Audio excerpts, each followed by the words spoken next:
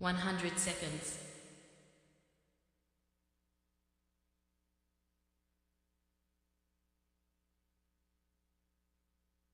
90 seconds.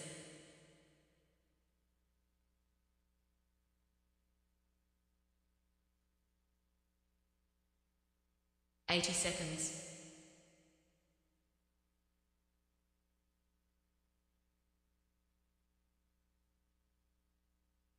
70 seconds.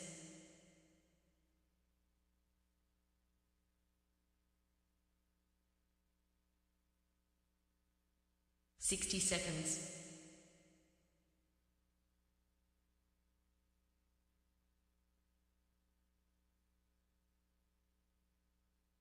50 seconds.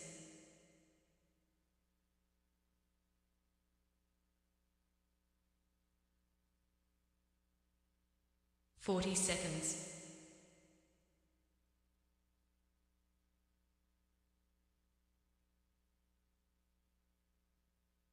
30 seconds.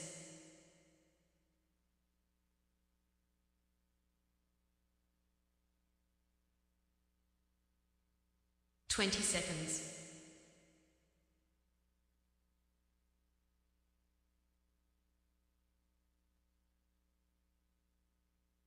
10 seconds.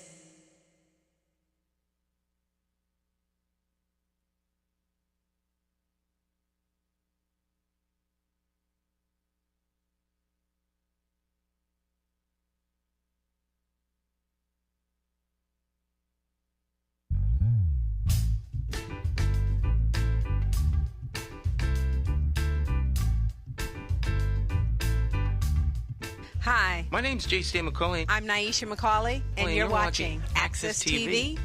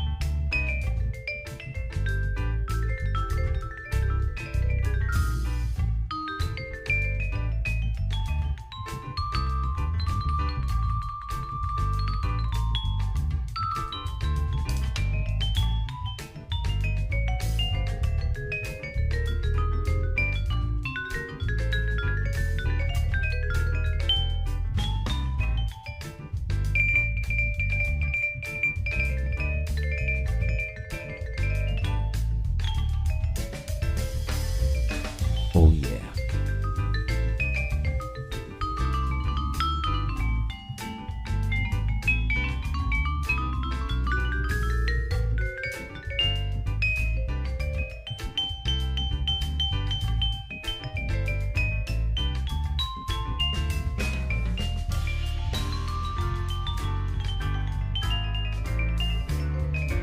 The Professor.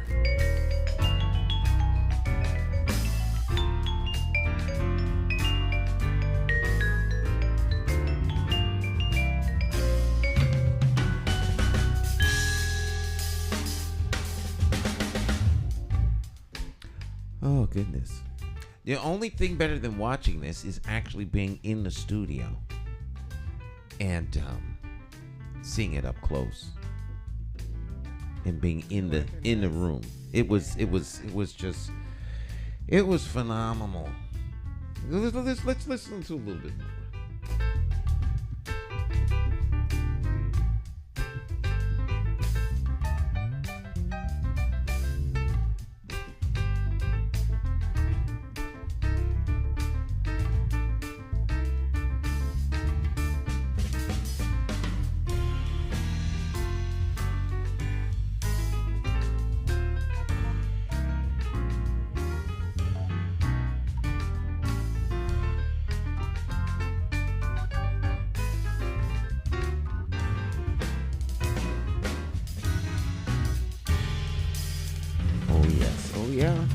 Oh yeah.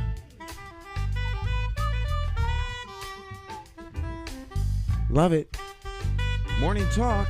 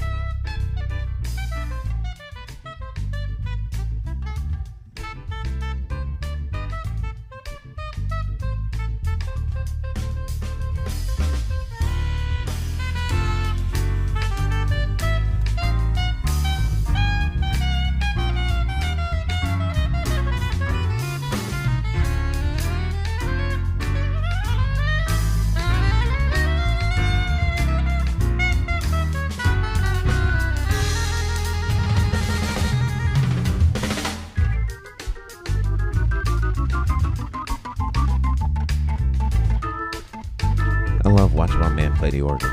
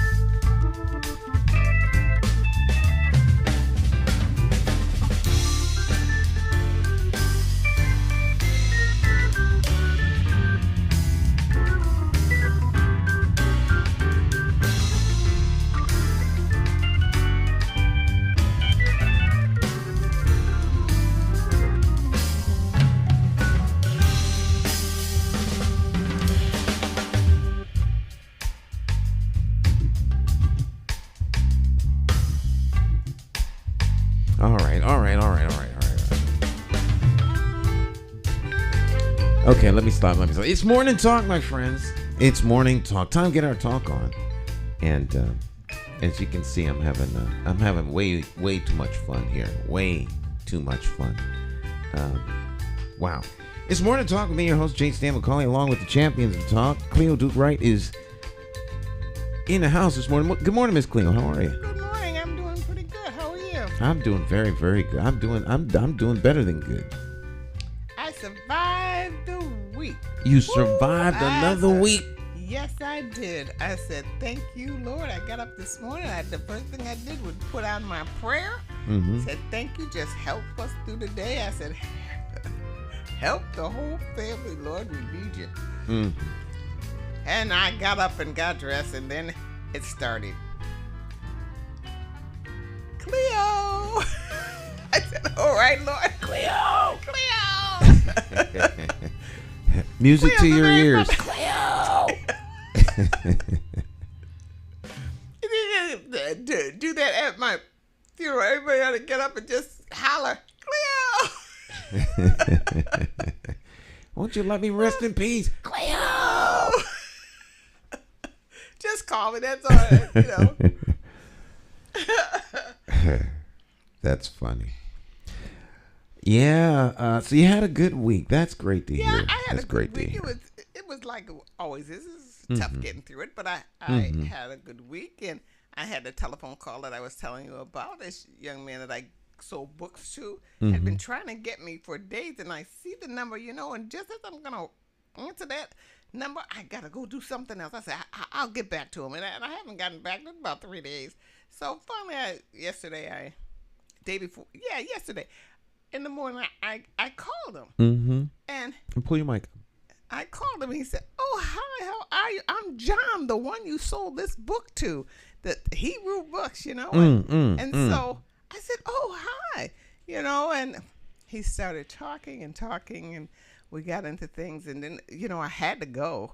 So I was on my job. Didn't you know he called me back that evening? I was still on my job, called me back that evening. He just talked, and we had a very nice conversation about youth stand, about politics, about the meritorial race, and it was just very nice to hear positive things. It was very nice to hear positive things about you. It was about time. There are actually some people out there that aren't haters. Yeah.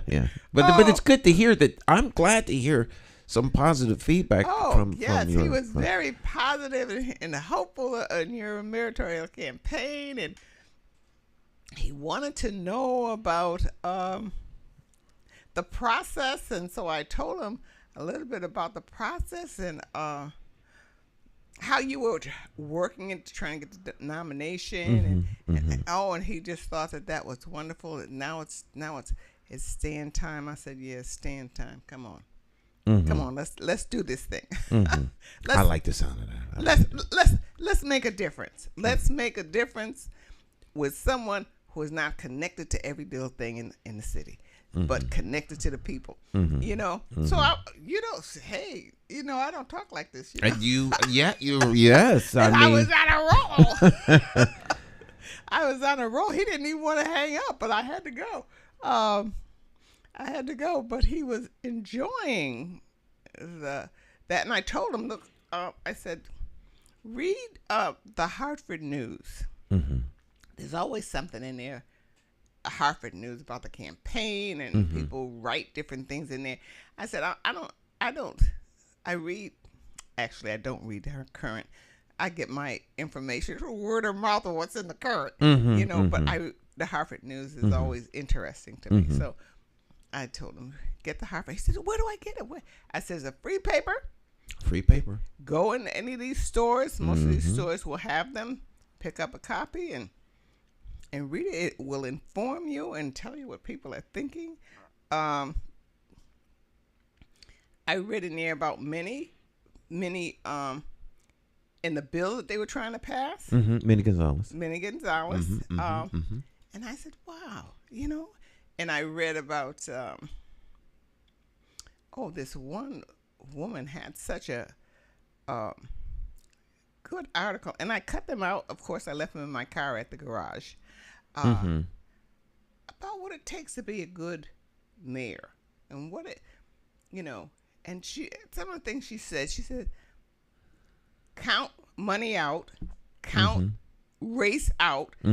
She just eliminated all of these things, and she said integrity is the top of the list. And she just went down and said, these are the things that someone who's caring about the city needs to have. I think it was in the last one, the last two, and I cut that out and I pasted it in my book. I said, I gotta read this every now and then, because it's what I think, but a lot of people, but I can't always verbalize it, but she just said it so clearly. All these things we care about that really don't matter. You need someone with integrity, who thinks, stands on his own 2 feet, makes his decisions, and not connected to the world. So I said, I got to keep this. And so I pasted it. I pasted it in my book, and of course I left the book there because I didn't think I needed it, but I forgot about that. I had that. I wanted to bring that to the show. And what's Mike's last name? He writes for the paper all the time. Oh, McGarry. McGarry. Yeah, And Mike. I cut out one of his, Big Mike McGarry. yeah, I cut out one of his articles also. That's I think his thing is, okay, you guys, when are you going to get serious? I guess when we get closer to the campaign, they'll really talk about something. Oh yeah. In That's fact, Mike was Mike left the there was a debate up at Elizabeth Street, the WICA, the West End Civic Association, along with the AKAs, and an entrepreneurial concern that of young business people. I can't remember the name of the group. The something. I can't remember the name of it. But he was not happy because they didn't ask questions that he felt were relevant. And I was actually at a mini forum. It was only like three. There was only three. I won't say who they were. I was one of them, but there were three candidates. Only three candidates invited to this forum. And one of the guys that was at the forum at the very end, he was upset. He says, all of you guys, he was extremely disappointed in all of us. And he was disgusted. And because he said, you're not talking about the substantive issues. And I said, well, with all due respect, we're talking about what everyone in this room is bringing up. You are asking us questions. We're answering the questions. I don't mean be disrespectful, but if you ask, hey, Hartford, Connecticut, I'm talking to if you ask the tough questions, you'll get us to divulge. Do we have answers to them? Can we think about them, or whatever the case is? But if you don't ask us, he wanted us to talk about the bishops, Constitution Plaza, how Constitution Plaza was supposed to be the new downtown. So the failure of these things is a very, very important conversation. Taxes, mill rate, all these things. But if the audience doesn't ask those questions, you can steer any opportunity to talk into something that you want to say. But I find it very disrespectful when someone asks you, hey, what's for dinner? And you start going over the breakfast menu. Yeah, well, I don't think if it was a good moderator, they would let you go on with that. With answering the wrong, answering the wrong question, right. A good moderator would Answer the stop question. that immediately. Yep. So why couldn't he just ask the question from the floor? Why didn't he just ask one of those questions from the floor? He should have just asked us the tough question rather than to say what we weren't doing. Ask the question. And it's obvious, well, maybe it's not obvious, that the people who were asking the questions weren't as deep and involved in these things as he was.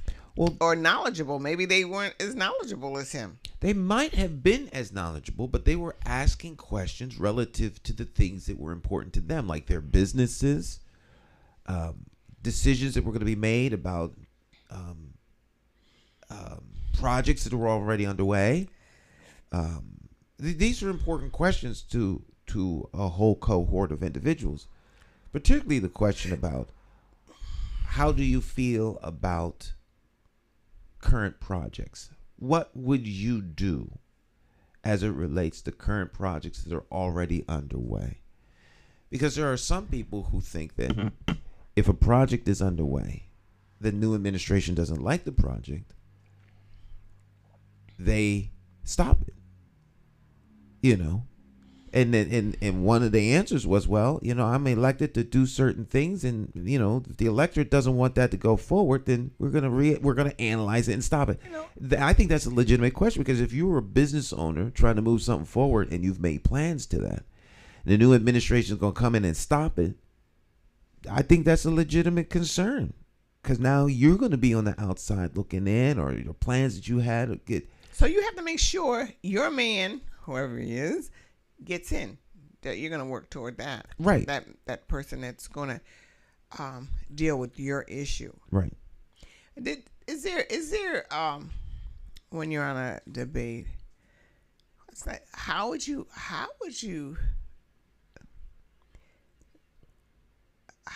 become a holistic mayor for the city of Hartford? Holistically, I mean, this is a whole city. Mm-hmm. What would happen? I mean, where would you even begin? Not in anybody's specific interest, but something that's going to build the majority of Hartford people. Is gonna enrich the majority, or is there such thing as that, or is it always his or her concerns? And I'm gonna work on his or her concerns, and you're looking at certain concerns, but you're not looking at a whole city.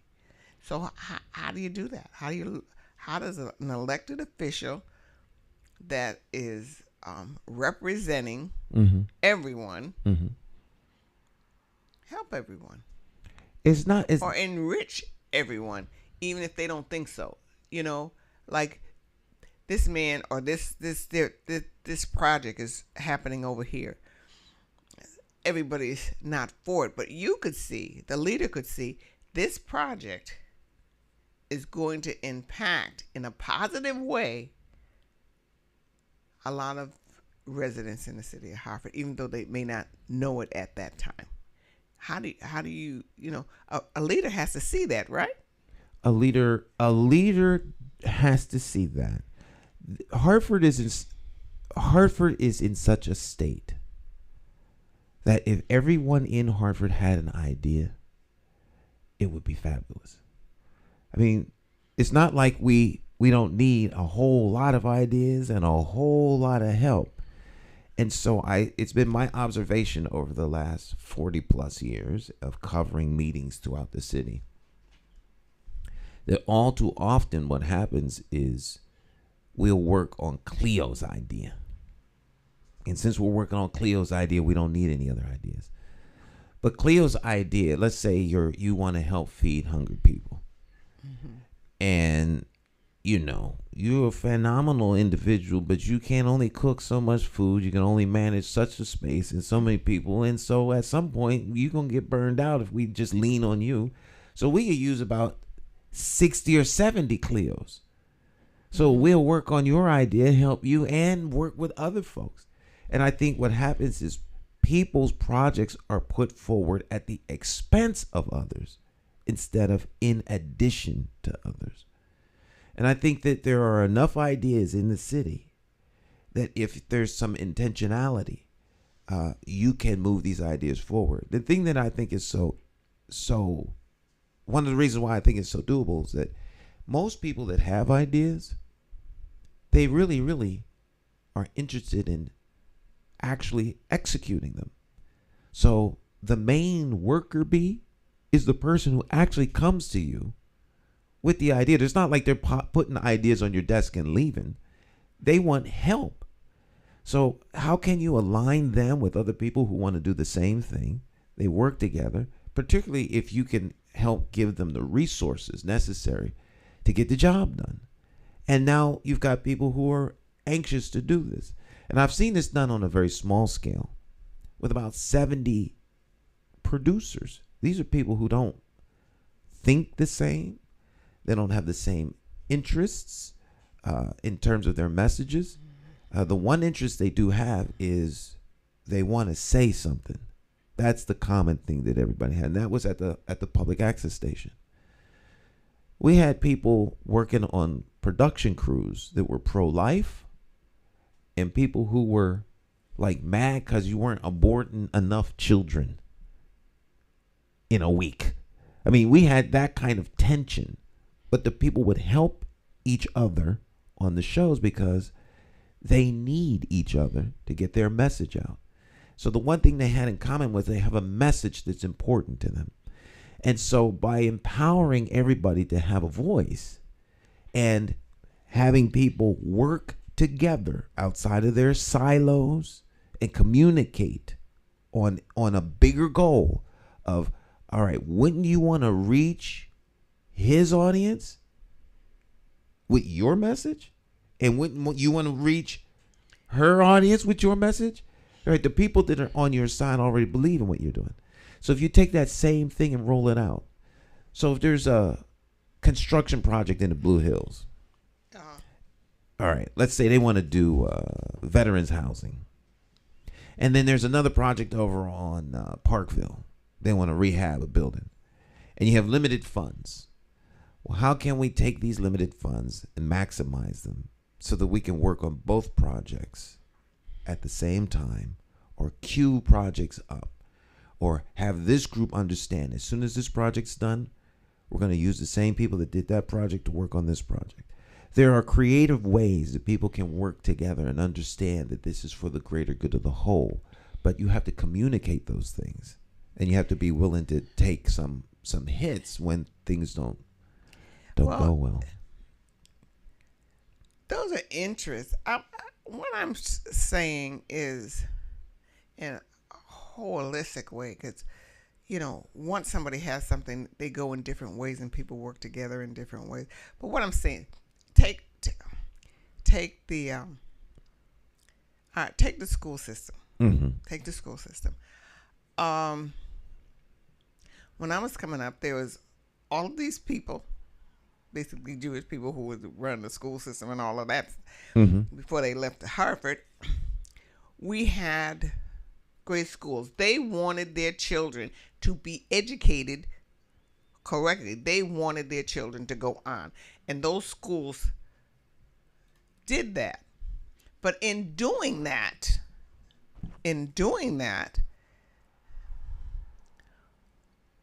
all the rest of us got good educations. All the rest of us got the fallout. All the rest of us learned how to do all these things. All the rest of us learned how to read and cope with our society that was around us. All their children didn't go to college. They weren't all, Einstein and all of that, although a lot of people think so. So they, we were trained to do the industries that were around us. Mm-hmm.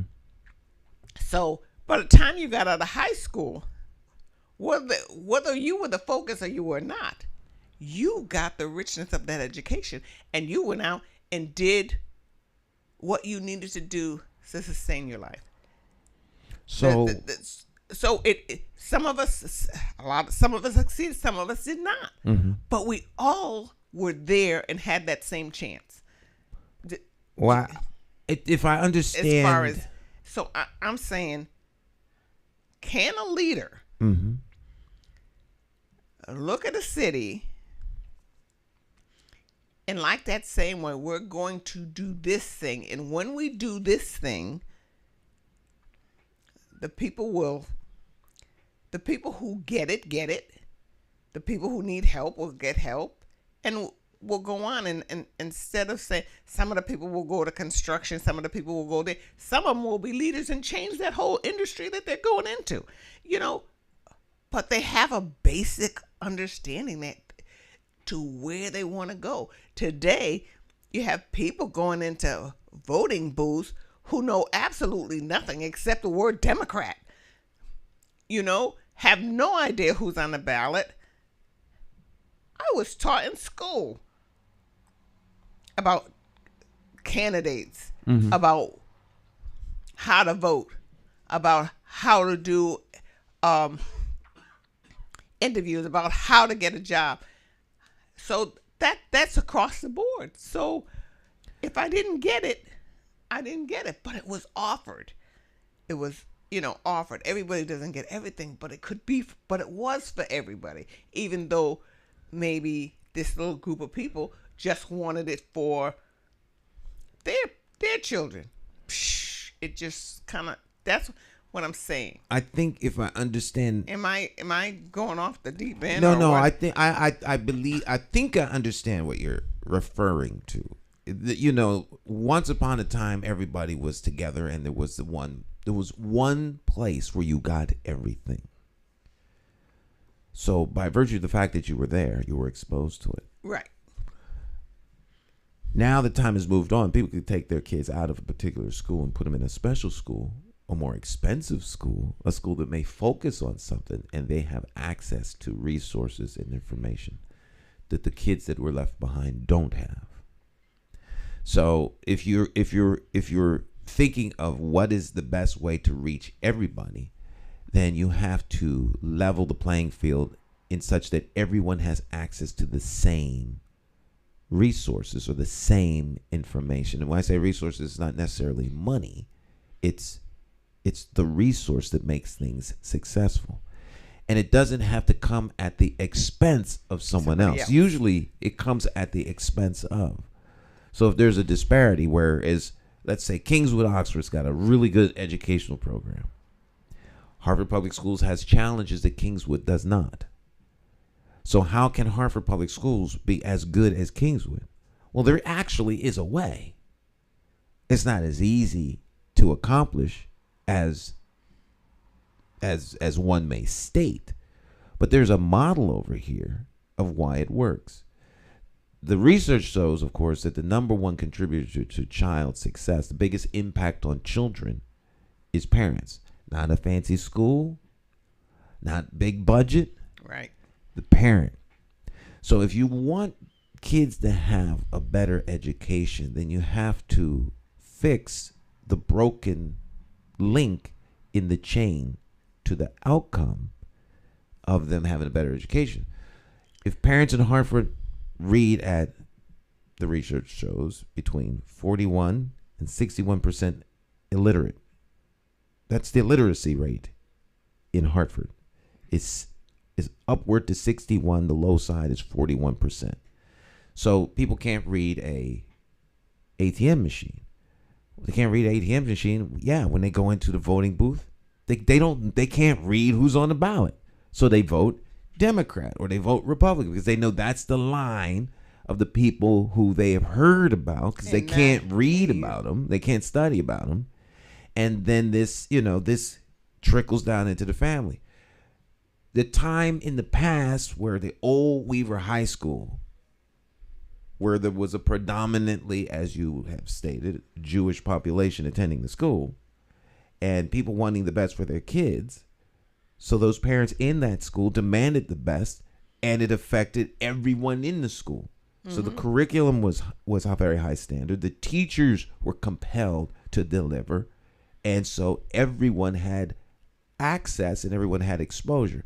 They may not have had access to the same jobs, but they had access to the same resource or the basic information that everyone else had. Today, that's very much different. So if parents aren't driving the change, then the people who are delivering the product will be the ones that are driving it. So I covered Board of Education meetings for many, many years. I've actually been the producer of the coverage, Harvard Board of Education. But before that, I would be in the station, monitoring and watching. I would send the crew out, and they would cover it, and I'd see it and be exposed to it. Now, I can remember a time in Hartford when parents came to the Board of Education meetings. Now they don't. They don't. They're absent. So if you ran a restaurant and the restaurant came and people were, telling you what they want, you go in the kitchen, you cook it. But if people don't tell you what they want, then you start putting a menu together that you like or that you think they want, as opposed to them telling you what they want. So the system is preparing for us what they think we want or what they think we need. All the jobs they used to train folk for aren't here anymore. The factories aren't here. The insurance companies are downsized. All the technology things that people used to do aren't there. So, and you use the word training. This is not the first time that's happened. The Industrial Revolution. that's not the first time that has happened. Well, I that would has say happened many times. Right, but and we have gotten through that. We've trained with. I mean, that's not new. But the intentionality of the people making the demands has changed. Those making the demands have let go. They've let go. If the people who drive change, which are the voters, the constituents, are disengaged, then you get what we now have. Why do you think? Cleo, don't go there yet. What? Why do you think they're disengaged? Multitude of reasons. In Hartford, there's a lot of reasons. I don't think it's a universal reason across the board. I could speak in Hartford. Hartford is the fourth poorest, the research, between the fourth and the eighth, depending upon what you look at. Poorest city of its size in the country. So Hartford is in the grips of poverty. It's very well camouflaged.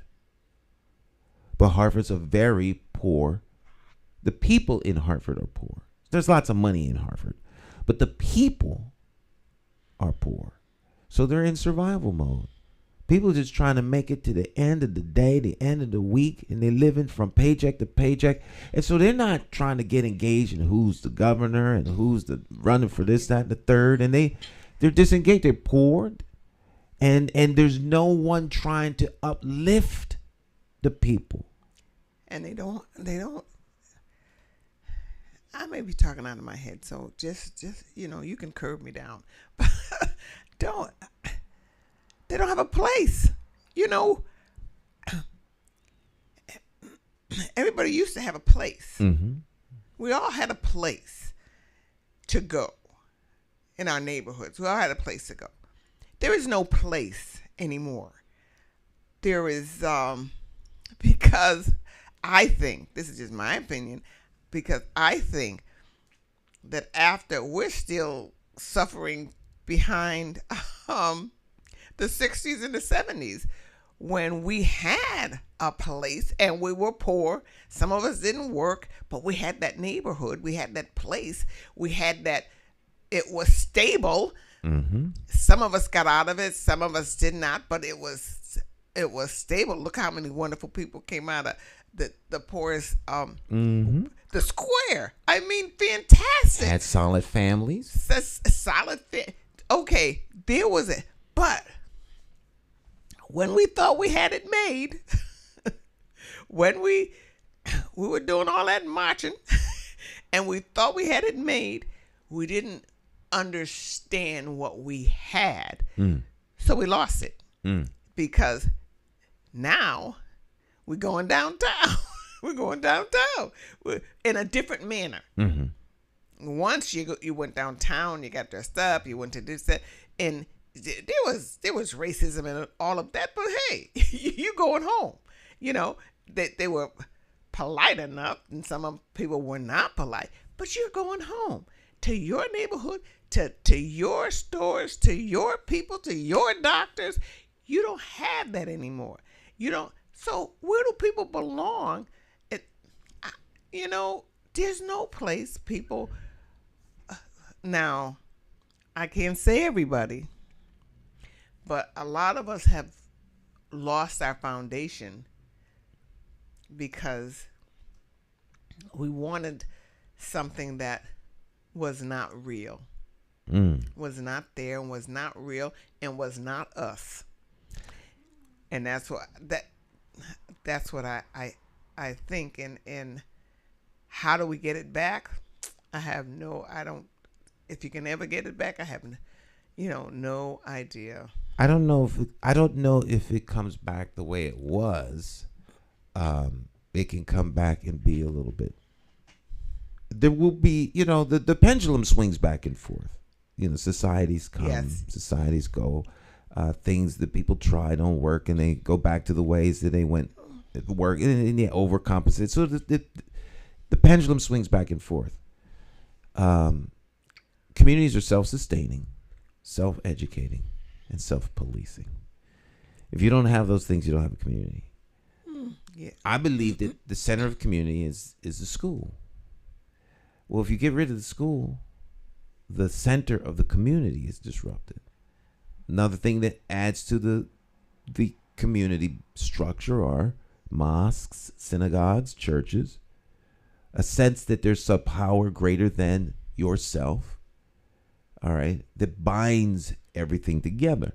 If you get rid of those basic tenets, then self becomes the most important thing, and then my interest becomes the most important thing, and my interests supersede everyone else's interests. So things become very self-centered, self-focused, and self doesn't make a community. Self exploits every community it comes into to take out of it what it can, like a virus. It comes, it destroys the host, and moves on to something else.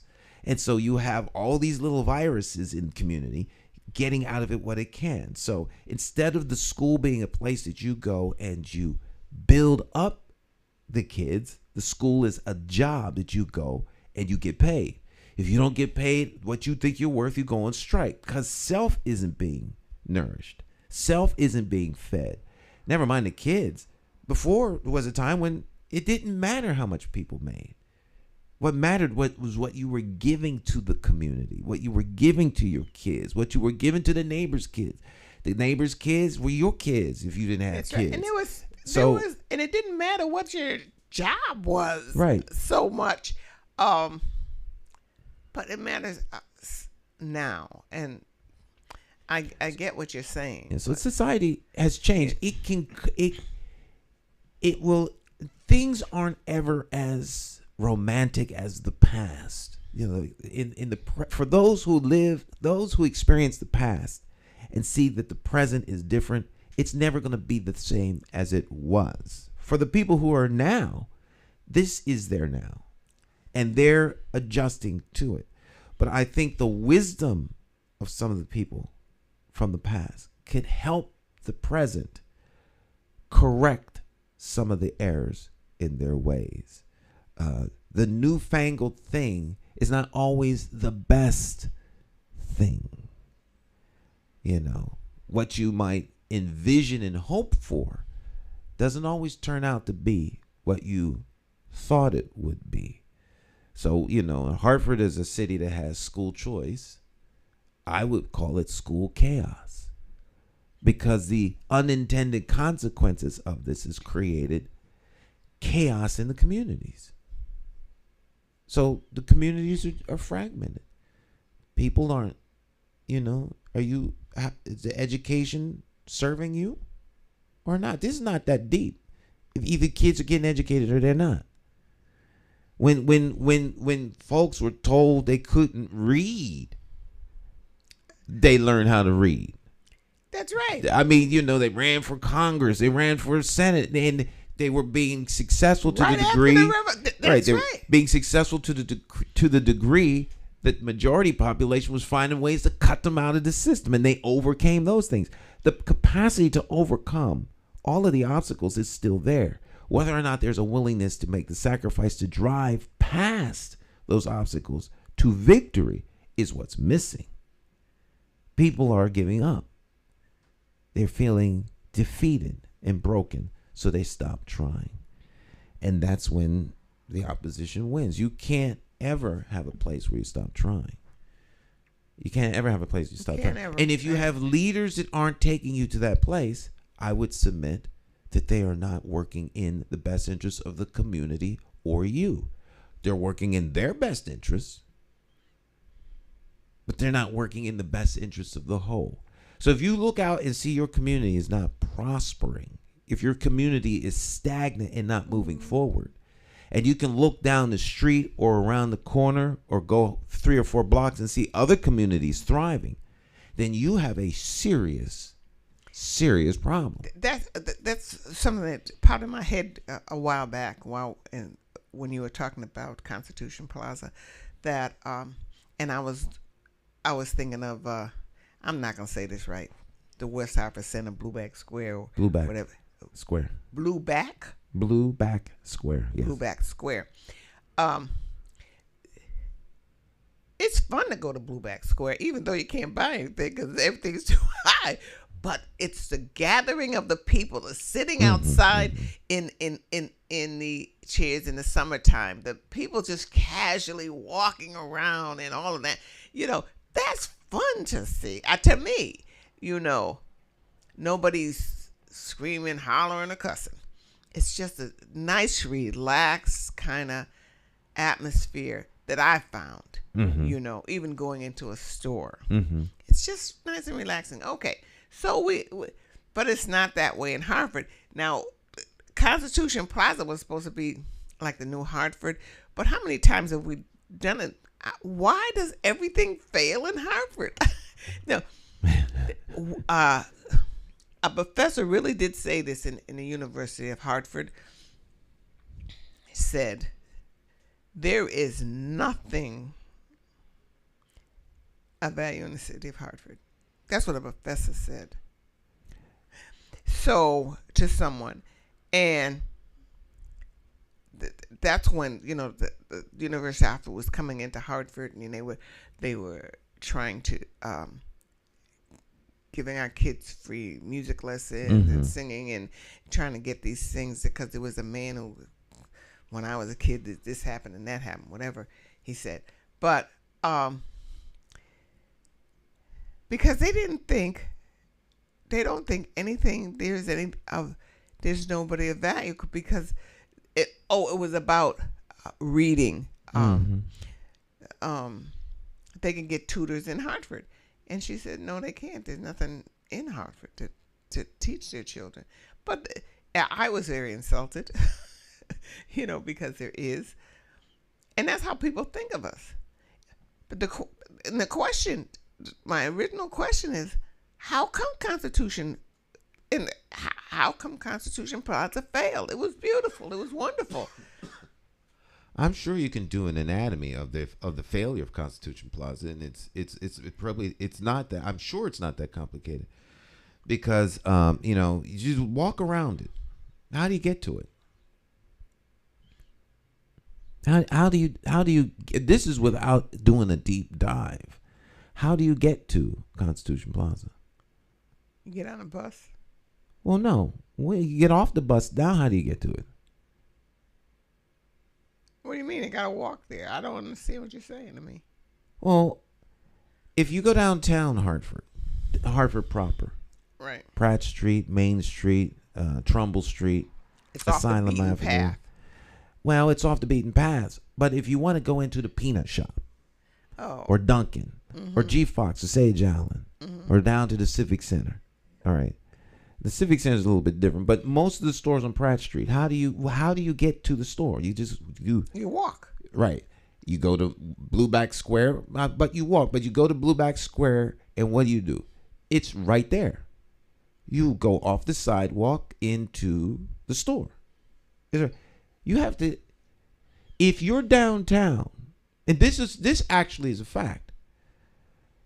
Last year, you were there. They had the food festival. Yes. The Hartford Taste. Yes. Not to be confused with the Taste of Hartford. Up on Constitution Plaza. I had people tell me that they came down there and they didn't see anything. So they thought it must not be happening. It was up high. There you go. You can't get to it's Constitution up Plaza high? unless you're like intentional, and you would never stumble onto it. You can't see it. It's behind buildings. There's a highway on one side. The other side is Market Street. There's tall buildings. And unless you know it's there, you don't go up there. So it's not easy to get to. It's like a fortress. It says, stay out. Don't come here. So, there's nothing inviting about it.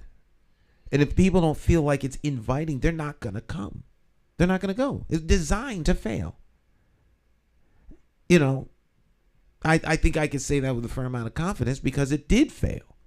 They tore whole buildings down and put people out of pocket. They moved they just decimated the whole Italian community and built that thing. except for the one lady that held out, and then, and they build her little, that carve out is where her little store was. Oh, the chicken man. That's who. Wasn't it the chicken? Someone's was there, and that's where you get that little, right across the street from the, Yeah. You know what I'm talking about. Yeah. People in power have bright ideas. They have connections, and they use those connections to move forward their agenda. Not a community agenda. Their agenda. How they could profit. Well, if we build this, I have friends in this industry, construction, cement, whatever the case is. And so we could profit off of this. But how's that help the community? It doesn't. But if you're not into helping the community, then you just wind up exploiting the community. All right, go to Blueback Square. They were interested in helping the community and making money. There's a mutually beneficial arrangement. They benefited and the community benefited. Right. So if you plan for only your benefit, it's bound to fail. It will fail because there is no benefit to the broader community. It's only a benefit to the person who's doing the work. The construction has the vision. So a lot of people can benefit, right? The architect can benefit, the construction people benefit, the laborers benefit. Everyone's benefit. It's like a virus, like a disease. And once it consumes everything, then it dies if it doesn't find another host. So people move from city. These guys move from city to city to city. They exploit all of the resource they can get out of it. Then they go to another place. Meanwhile, the communities are left in disarray. Atlantic City was like that. I mean, you could see this stuff happening all over the place. You could see it happening here in Hartford. So that was a civic. Now, I used to love the Civic Center. I used to love to go into the Civic Center. I loved going into the stores and the restaurants. And all of a sudden, that died. So there are a multitude of contributors to why things don't work. And I'm not suggesting that it's all because of that. But there are different things. But the people, the wizards of smart aren't thinking in how do we enrich the community that we have. They're interested in changing things for the quote unquote better for themselves or their interests, not the interests of the whole. So you even hear politicians say, well, this is not in your best self-interest, which means the only people that are being served is self. Community is not a self. Community is a collective of selves. They were not thinking of the community. No. When they got rid of the YMCA, No. because that devastated a lot of people. That took a community thing away from us that everybody could go to in all levels of life, in all economic levels. Everybody was there. And yet they tore it down. Well, not tore it down, but closed it and put this thing downtown that nobody could go to. Totally destroyed the mission of the YMCA. Totally destroyed it. Now there's a thing up there that says the Y.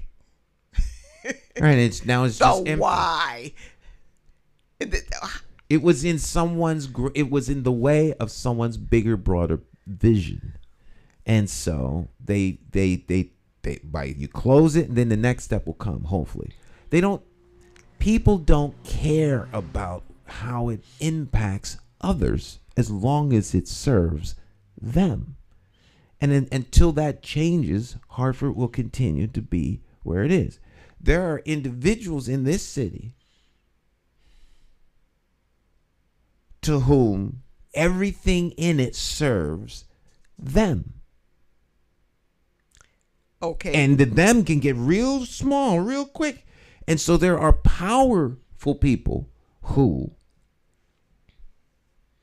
whose interest is served. And in order to maintain their position, everyone subordinate to them or under them has to be obedient and subjugated to them to do what they want in order to insulate themselves from the threat of their demise. Okay, so we need a mayor that's a leader to all people in the city of Hartford. Right. And until the people choose the mayor, that mayor, life will continue as it has, because there's nothing to interrupt that system. Hartford is a system. It's a machine. Every place is a machine. Every place is a system. Mm-hmm. Every place made up of many, many little interests and fiefdoms. It's how do they work together for the common good? Not get rid of the fiefdom, but how do they work together for the common good? Are they working together for the common good outside of their silos, outside of their little cells of interest, where they use position and power to forward their interest? So if you take Blue back, all right,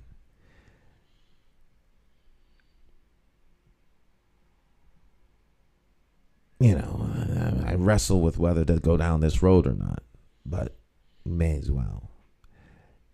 You know, West Hartford is predominantly Jewish. The Jewish community is tight. Mm-hmm. There's a community. There may not be harmony among everybody in any community, but they are a community. When the one supermarket was going to close, they said, you don't have that option. Your supermarket serves the community. It is an essential part of the community, and your demise impacts us all. So we will come together and help you. So decisions that are made for the good of the whole. Now, that doesn't mean that people don't benefit, but the benefit comes as a result of giving toward the whole. So if you have something like a Blueback Square, it's supported by people who have that mindset. That's why you can't just go and build something as successful as Blueback Square in Hartford, because that mindset's not here. People will buy up a whole side of, let's say we'll make up a street, Pratt Street. Mm-hmm.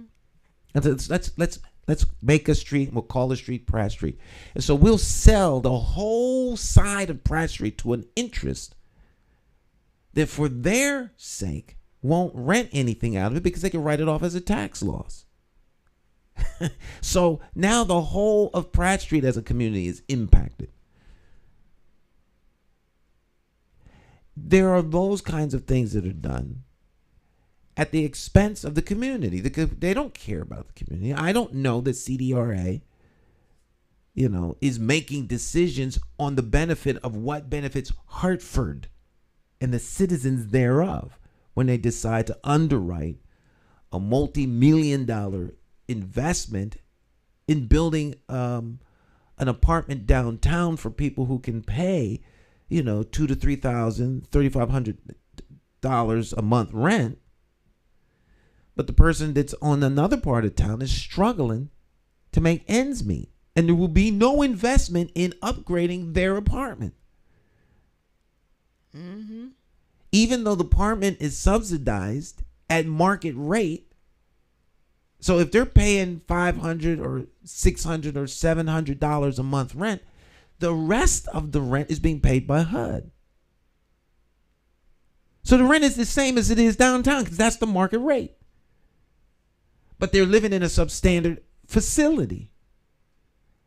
How can you live in a substandard facility if the rent is really $1,800 or $3,000 a month?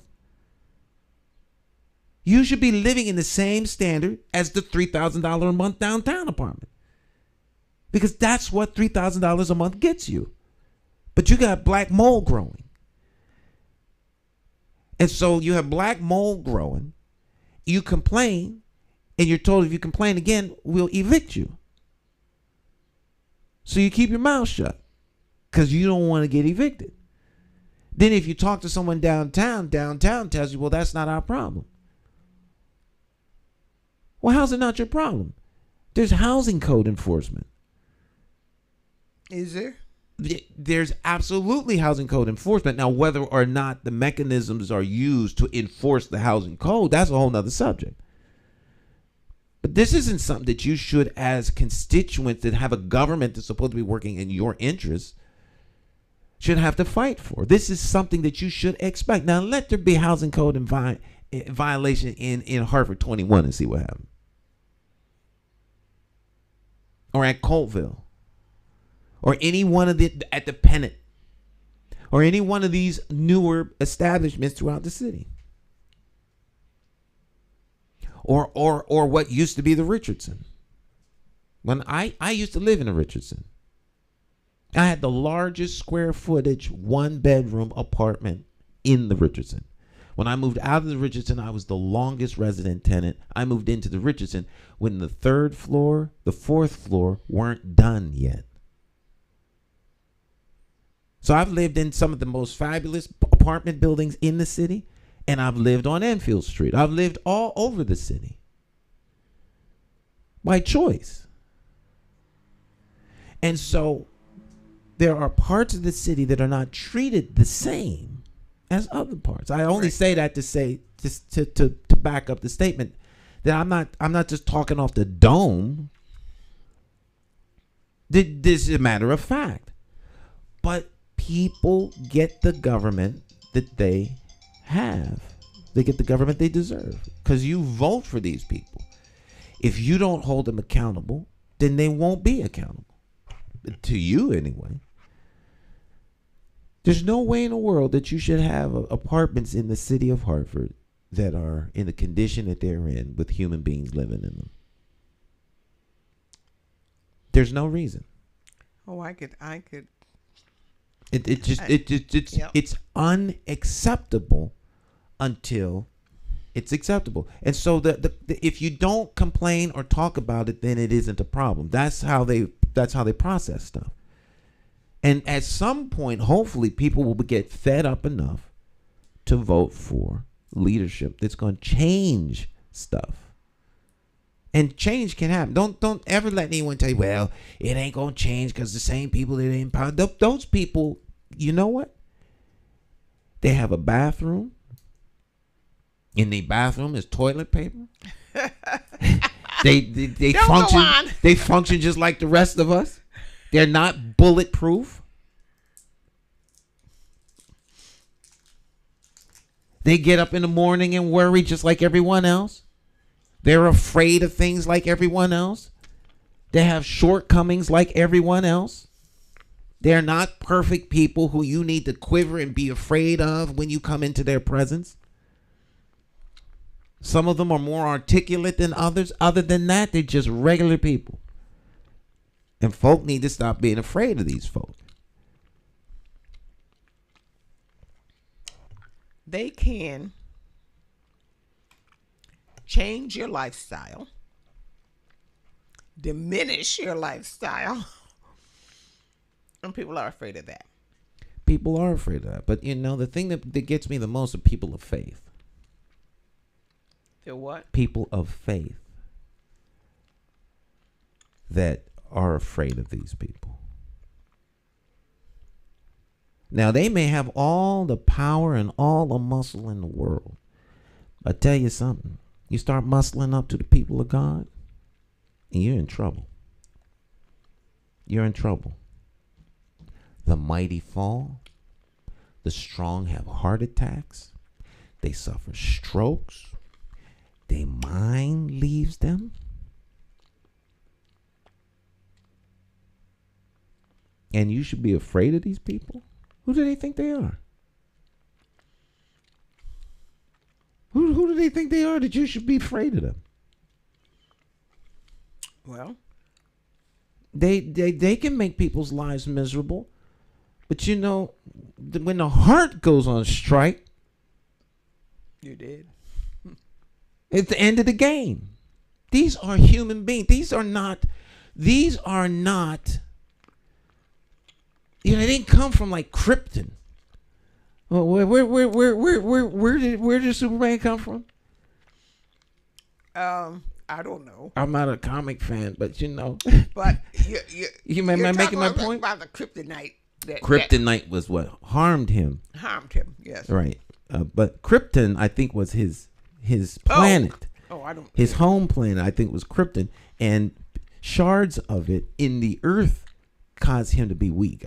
I think. I'm not. I'm really going off the deep end here with the Marvel thing. And because there's people that take this stuff real seriously, So I'll leave that alone. But my point is that they're not Superman. Superman is the only superhero who has to pretend to not be powerful.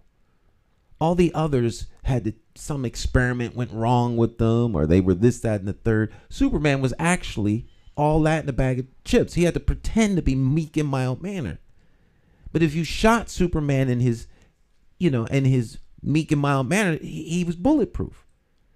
There aren't any Supermen here. None of these people are bulletproof. They're not. They just have positions of power.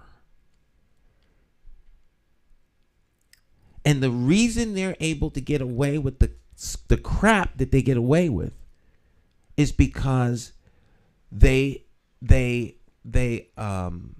impose their interest on y'all at y'all's expense, and you let them get away with that. Where did these people come from? Were they here in the 60s? They were here in the 60s. Were they at the level that they are now? The family, of course, not the person now, but the Some family. of them were. Some of them were planners and charted a vision for their kids, their grandkids, and their So, and there's nothing wrong with that. no. It's just I'm not mad at people who have power. I'm mad at people that have power that exploit those who don't, because it's unnecessary. To whom much is given, much is required. And there's a day of reckoning coming for those folk who think they have power and that it was granted to them by themselves or some human element. Mm-hmm. Mm-hmm. Them wanting to deny the powers that really be do not make those powers insignificant or go away. There are greater powers than theirs.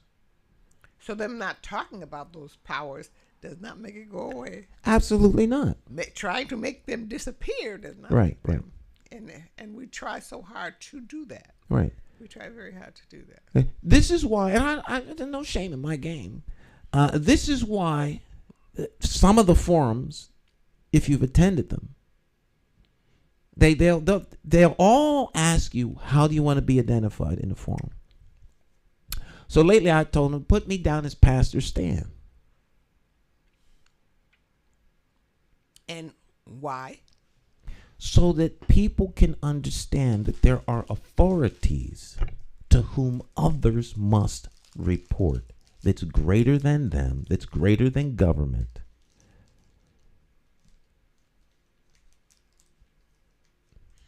That's all. It's another minister, right? Brother Dunn.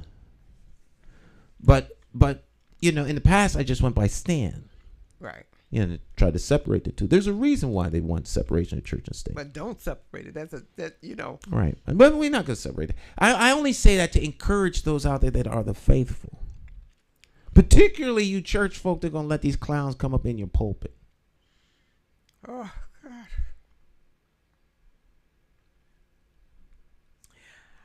God. Now that you said about a pulpit, let me just say this. The last, I went to a funeral. I won't tell you whose, but I went to a funeral. very long.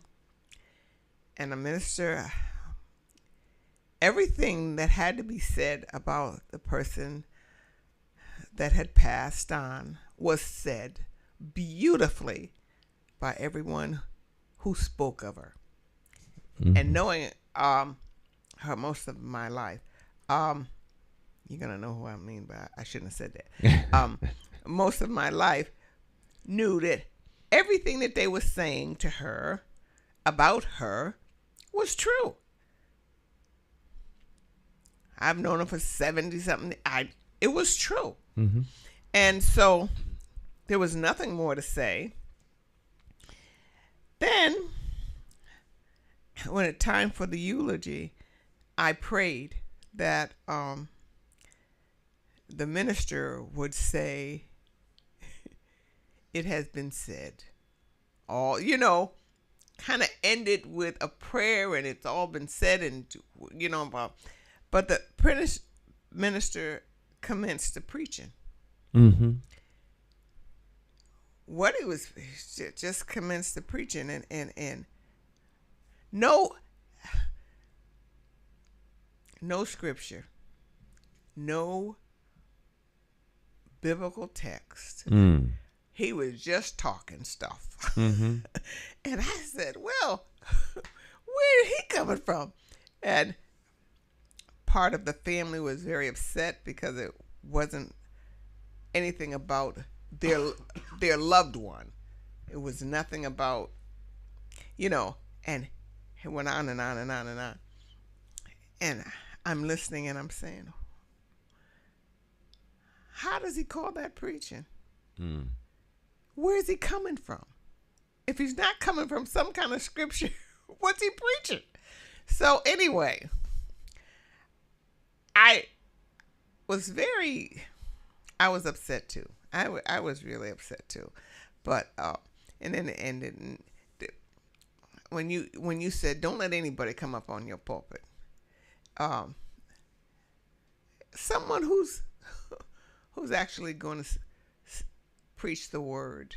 If you're going to preach the word. If you're just going to go up there and make a speech, that's what you say you're going to do. But many preachers or many people do that, especially if they have not studied. I've gone to more than a few churches in my time. And I've gone to more than a few where the minister has sat folk down while they're in the pulpit preaching. Then get up and say, "All right, son, you thank you. You're finished. You're done." Yeah. Deacon, sit you down. If you talking mess, don't know what you're talking about, and acting unseemly or saying stuff sit him down. And that's a responsibility of somebody who's in a leadership position at church. You cannot allow someone to have authority in that area, in that arena. I've never seen that. You've never seen that? I've never. What I did, I saw while this man was talking, and he was asking for their assurance. Give me an amen, and we are so nice.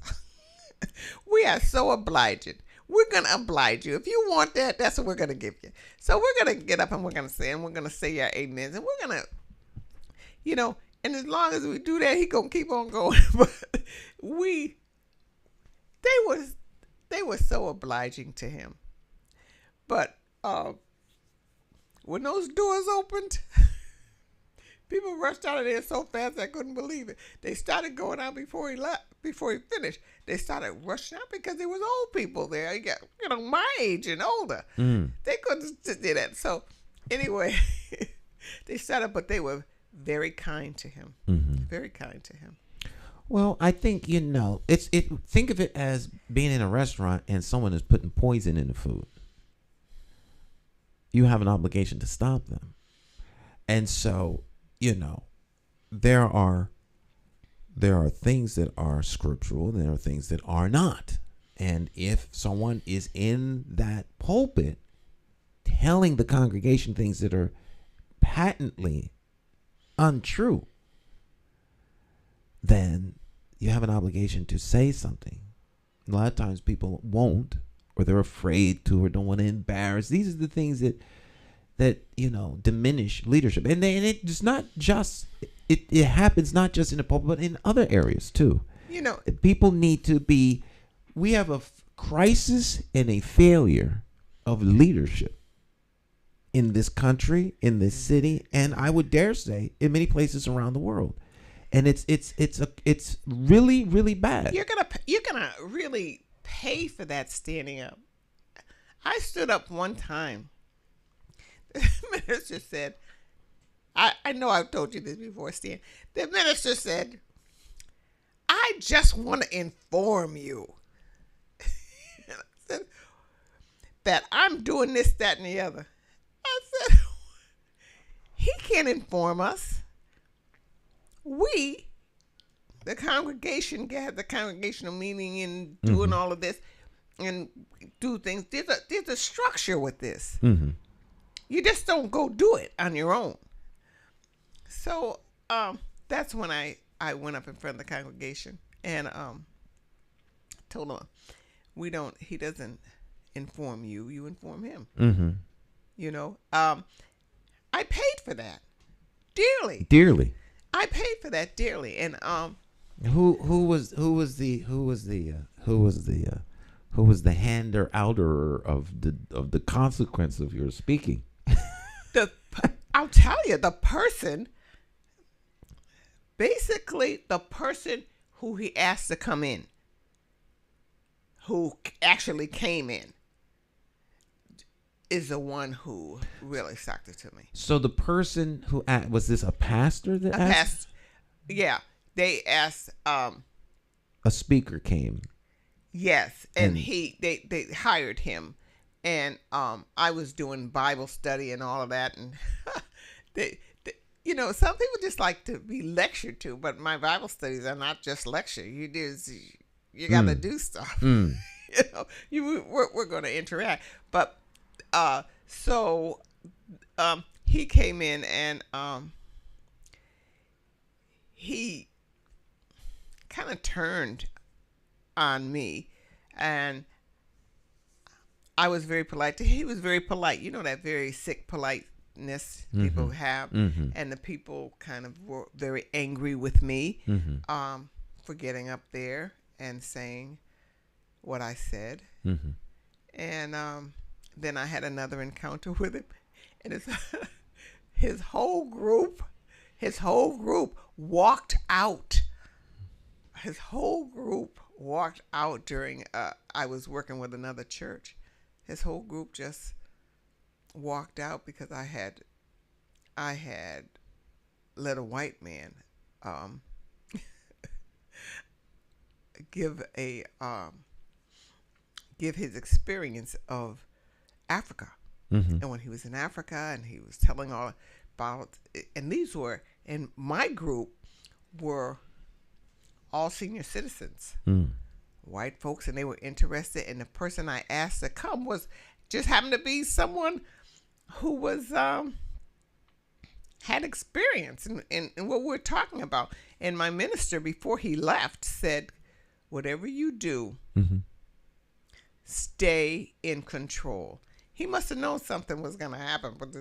But anyway, the man said, his wife said, how dare I have that man speak here?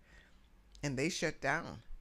And these senior citizens, his congregation completely walked out. Well, they're only seniors because of their age. That senior doesn't mean you diminish your mind. No, I'm not saying senior. I'm saying we were in their church. They were at this gathering. I think it was the Easter season.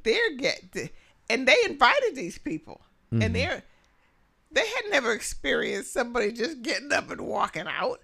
They just got up and saying anything like he said or his wife said, and their congregation walked out with them.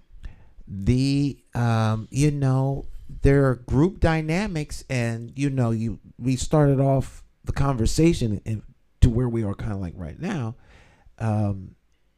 with a discussion about how do you pull together a city that may have different interests, wants, appetites, passions, desires, needs, this, that, and the third, to work kind of together. And that's part of the ability of those in positions of leadership, which is a little bit different than maybe power. But if you don't understand the group that you're talking to, and they get offended for any reason, they always can exercise their right to get up and leave. They got up, and now you have a real problem because it's hard to get those people back. So part of that nuance, you have to have that. You have to have the capacity to be able to reach across cultural lines, ethnic lines, religious lines, all those kinds of things. Otherwise, you'll lose people. You can lose people in the church just because you don't say the right thing. There's an old adage in programming, like particular radio is where I heard it from or got it from. You can program, you can play any song back to back, any song, any genre, one song and then play the next one.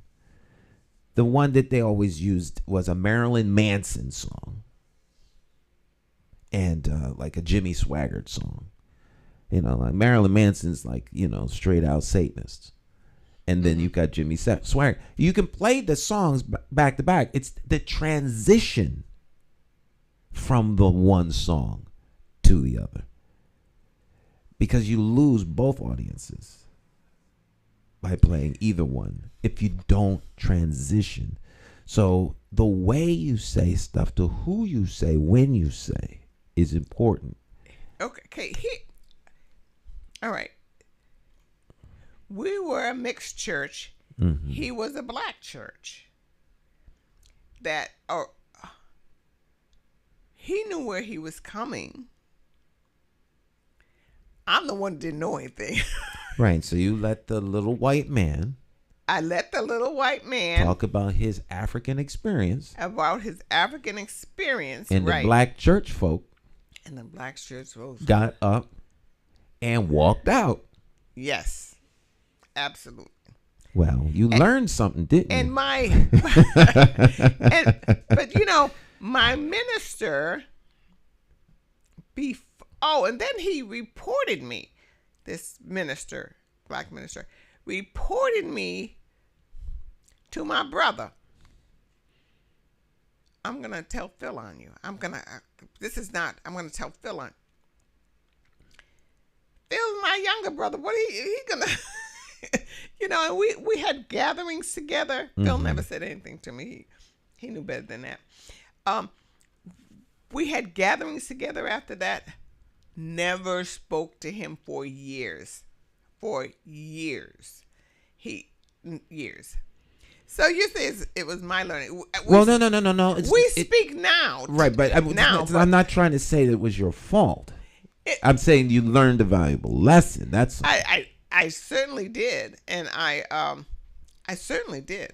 But it would have been nice had the black minister and his congregation been more tolerant. But point in fact, they weren't. And the reality of where people are is much more beneficial than where we would like for them to be. How could you have this white man talking to me and blah, blah, blah, have him speak? And I can understand that. And he tried to speak over me, which wasn't going to happen. He was not going to control this situation. So since he couldn't control it, he left. I don't know if you remember when my man Marcus was at Shiloh.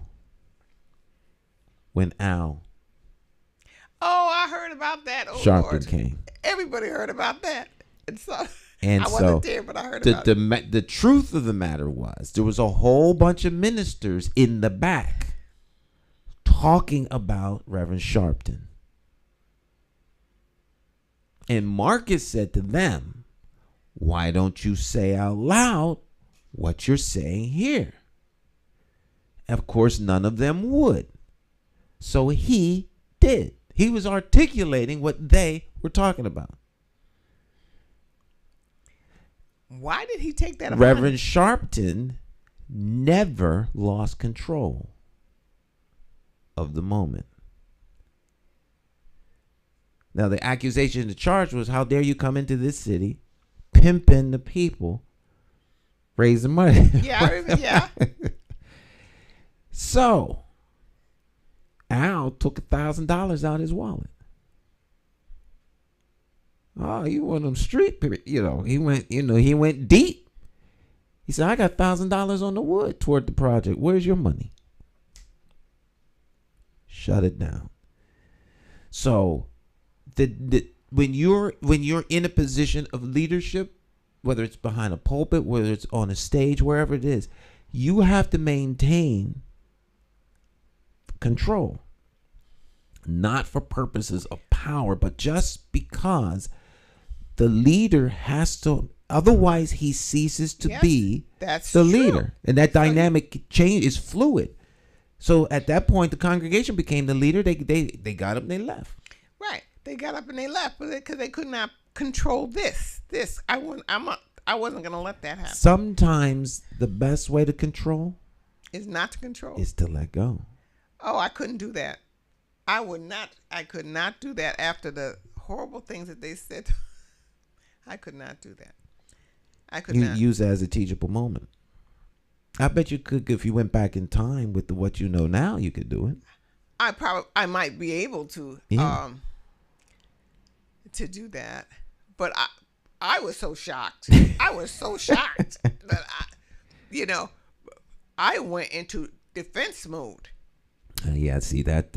Yeah. I went into defense. I was shocked. I had never seen anything like that before. I had never seen anyone act like that before. And it came from his wife first, and then himself. His congregation did not react because a lot of his congregation at that time came from faith. They were not shocked with this. They were United Church of Christ.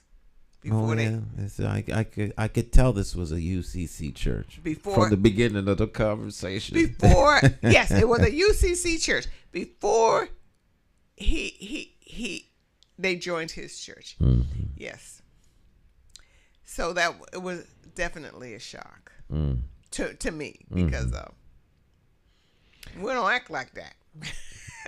Well, there's, church dynamics is always very, very interesting. Church governance and church dynamics change from different denominations to different churches and the structures. Yes. And, there are some churches where it's inconceivable that the congregation is going to tell the pastor what to do. And then there are other churches where the pastor is totally subordinate to the congregation. That's more like the UCC. Right. The Constitution is built really around the UCC church.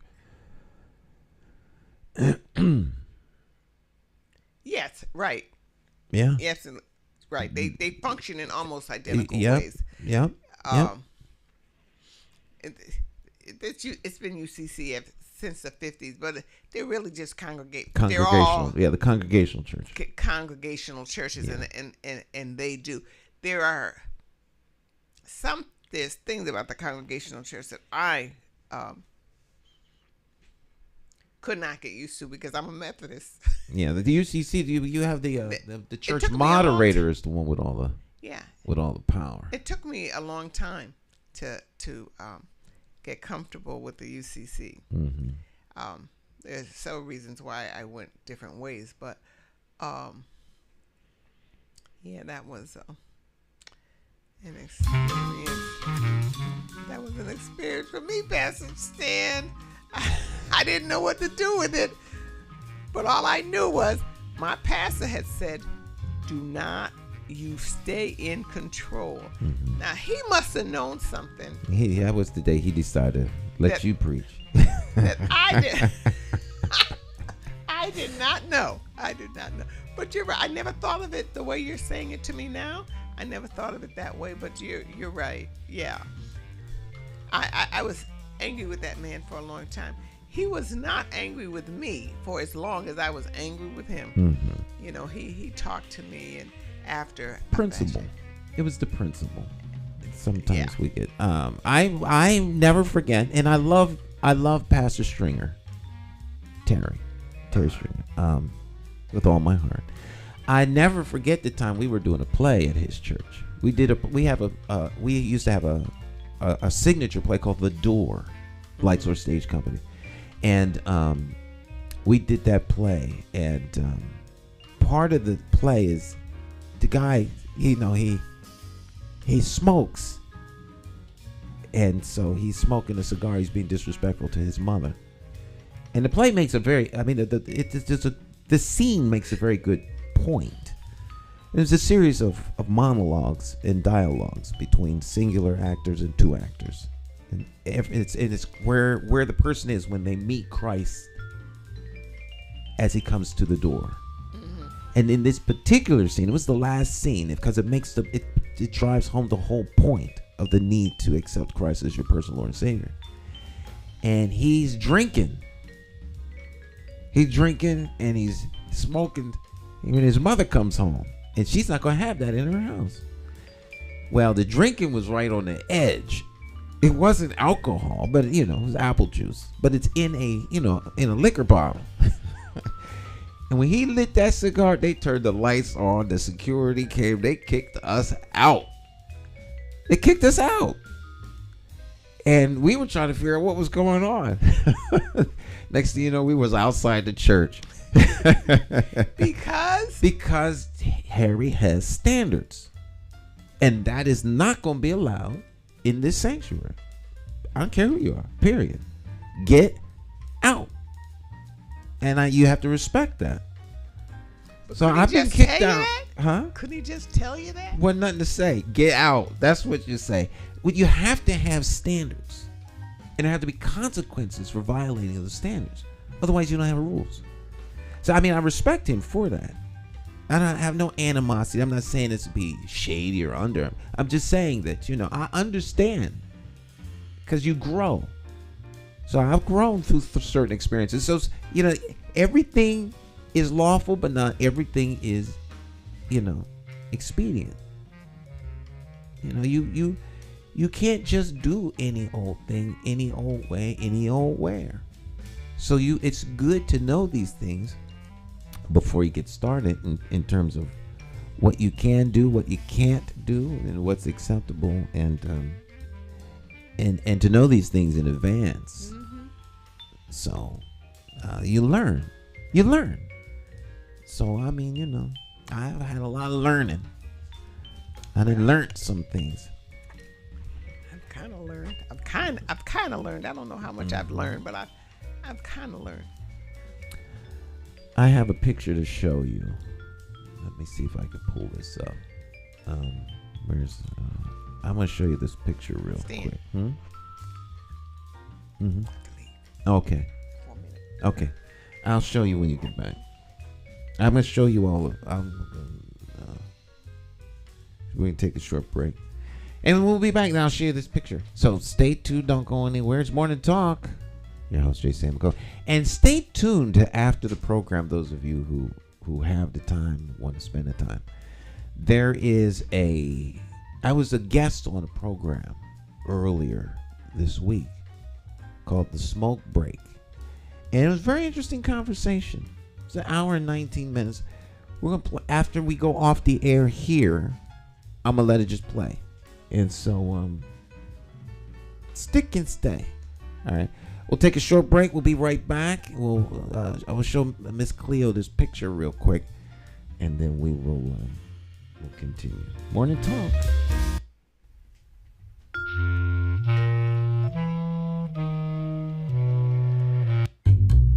How do you define evil? Is evil the pedophile school administrator or taxation without representation? Is it the gatekeeping community leaders who sell out the very people they were elected to fight for? Or is evil the politician that puts out lies and takes in cash? However you may classify evil, having to choose the lesser of two evils still leaves you with evil. Nowhere does this rule apply more than during an election for mayor. Choosing a candidate who is the lesser of two evils still leaves you with evil. No wonder so many people don't vote. It's time for the constituents to flip the script and vote for a mayor you can trust. My name is J.C. McCauley. I am an independent thinker, and I approve this message. I'm asking you for your vote on Tuesday, September the 12th, 2023, in the Democratic Party primary election for mayor for the city of Hartford. I, like you, am an independent thinker. So let's sit down and talk about my path to victory and why my 5-point plan for Hartford will work. Stop listening to the uninformed evil interests that tell you I can't win. For more information, visit McCauleyformayor.com. Have the courage to vote your conscience. Vote for the name you trust and know. Vote McCauley for mayor.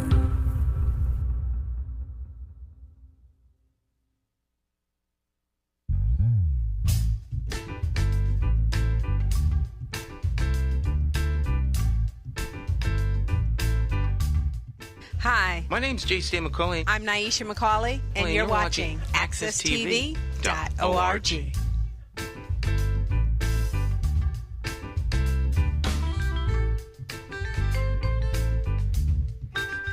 All right, my friends, welcome back. It's Morning Talk. I'm your host, J.C. McCauley, along with the champions of talk. I wanted to show Miss Cleo this picture before we left because it's something she was saying about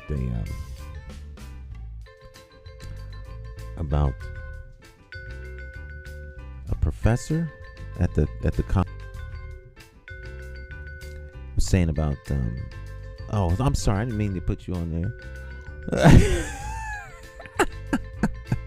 I put you on. I know you was going to put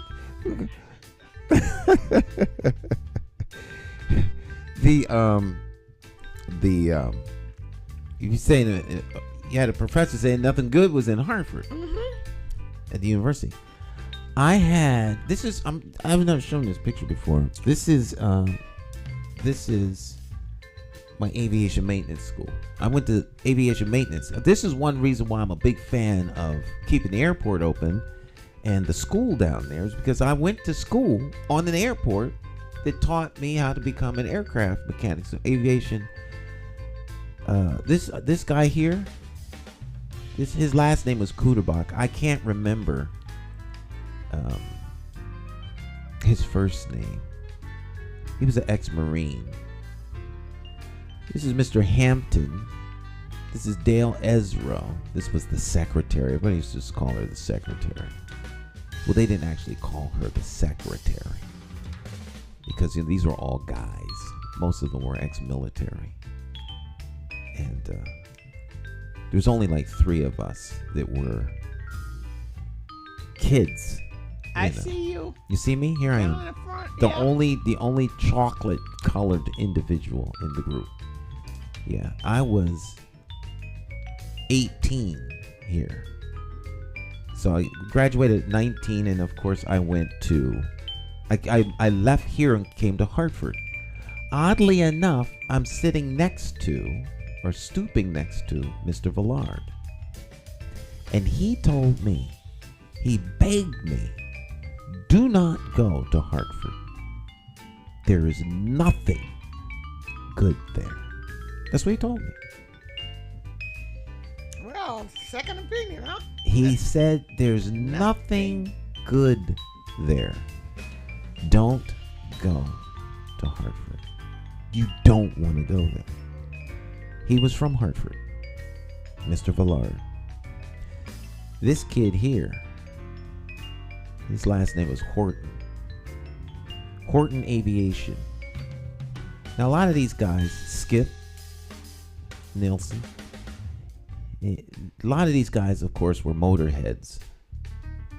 you know, built cars, and they worked on cars and things like that.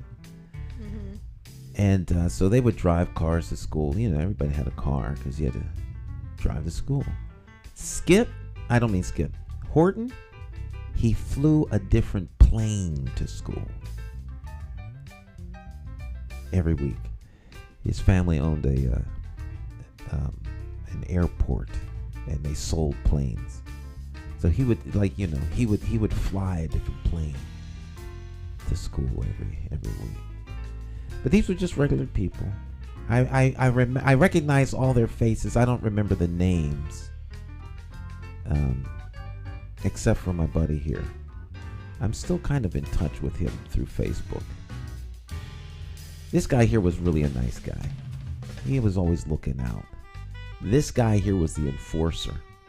No one messed with him.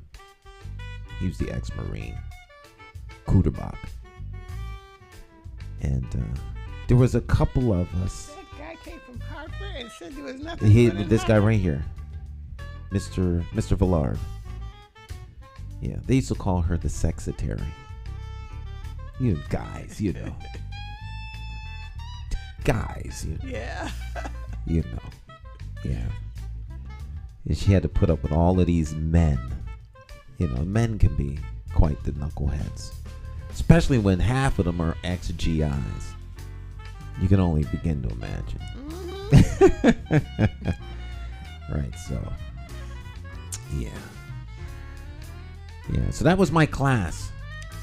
The Upper Bucks County School of Aviation Maintenance. So that's why I'm a huge fan of keeping the airport open. Are we still fighting that? Yeah, there's people who want to close the airport. And our present mayor is one of them, right? Yes, absolutely. So when he leaves, maybe that'll go away. I hope so. If he doesn't get someone in there to just continue on his. Yeah, there's so much that can be done with that airport. It just didn't begin to make. It's just you know, who would close an airport? It's a tremendous asset for the city if the city actually got behind making it into something that could be useful. But I digress. All right, Miss Cleo, we're out of time. Wow. I do have a special that I'm going to show though for the next hour after I go off the air.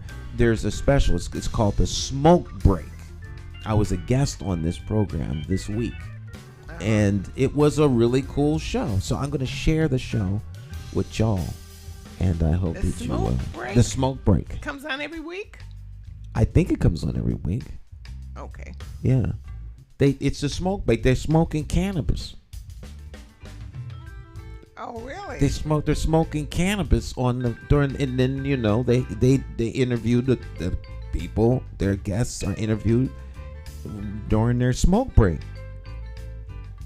and so they're consuming cannabis, like an old Dean Martin show where they would consume martinis at the Rat Pack. Oh, okay. You know, martini here. Dean's got a martini. Frank's got a martini.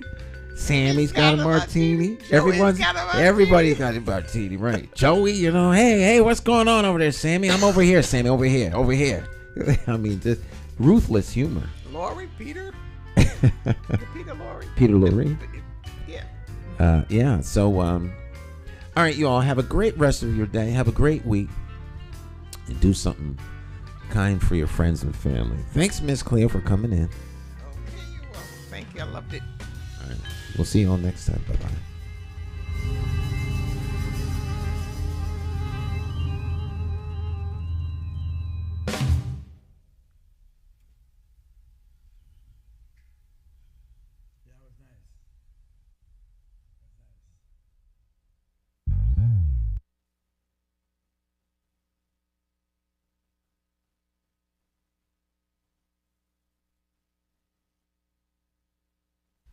Good evening, ladies and gentlemen and MBs all across the internet. You already know what time it is. This is the Smoke Break with DJ Stealth and the Trouble One. Me? Yes, you are the troublesome one. Yes, I am. You're the troublemaker, I'm the peacemaker. And tonight we have a very, very special guest, a legendary guest actually, Go ahead and introduce yourself to the world. Hello, everyone. I'm J. Stan McCauley, a local guy here around town, trying to do my best to keep people informed and give people a voice. Yes, that's right. So, you have this show, everyone watches it, so we're really honored that you're on our show because everyone knows all things Hartford. You go to your Twitter page, you have a Twitter that we retweet at times. You have your Facebook page, which people follow. So you're kind of a big deal because you always broadcast around town, so you're always where things happen. So... Yeah, that's I am generally where things are happening. I never really think of myself as somebody that other people are retweeting and following and things like that. So, that's I guess that's good news because obviously we want people to know about stuff, and in this modern age of social media, I guess that's great. Yeah. Yeah, you're kind of a big deal around town because everyone knows your name. So everyone knows whether or not they disagree with you. You're president of the Greater Hartford African American Alliance. Yep. So you're always there at the school board meetings. You kind of know what's going on around town.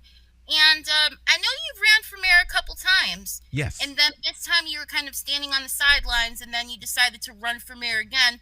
But when you pull up, I don't think people know, you pull up in the most awesome manner, that bus. And I wish I knew you were about to pull in because that entrance at Camora's this weekend was amazing. If someone needs a DJ and Assad's not available, they need to hire you. Well, they don't need to hire me. They need to hire the driver. Yeah. So, Brother Marcus, that's my ride or die buddy. Yeah, he does audio. So I do video. I dabble in audio, but he does sound. So he does sound from inside our mobile campaign office and through the windows to a park as big as the Bushnell. So he is the sound guy. And he likes to make an entrance. So when he pulled in, you can't help but know he's there. Yeah, and we tweeted out the video as much as we could get because as soon as I saw you, I had to capture it. The way that everyone was just captivated. We all kind of circled around. You see my son and a whole bunch of kids like, who's this? And I remember telling my son, I'm like, yeah, that's the guy who's on the side of the van and he's running for mayor. He's like, oh. So it was pretty awesome just to see you pull up in the community. But I mean, you're always here anyways. I like I like telling Hartford's story. For me, capturing the stories of Hartford, the people of Hartford has been like one of my greatest joys. I'm a free speech absolutist. I believe people should be able to say whatever is on their hearts, whatever is on their minds. If what they say piss people off, then they have to deal with the fact that they've pissed people off, or the people that are pissed off got to deal with them. So I'm a big fan of owning your words, no anonymous posts. And I believe that if people were, true and honest and spoke their minds, we would be a lot better off because then you'd know where you need to start. Then you can really understand where people are coming from. You can make the adjustments. Everyone's not going to always get along. And I kind of look at ideas like, food on a menu. Very rarely do you see people go out to eat. They sit down and they start, beefing and going off because someone over there is eating an egg salad sandwich. Well, I don't like egg salad sandwich. Who you think you are eating an egg salad sandwich? We got an egg salad sandwich eater over here. Let's jump him and beat him to death. So I mean, that's how I feel about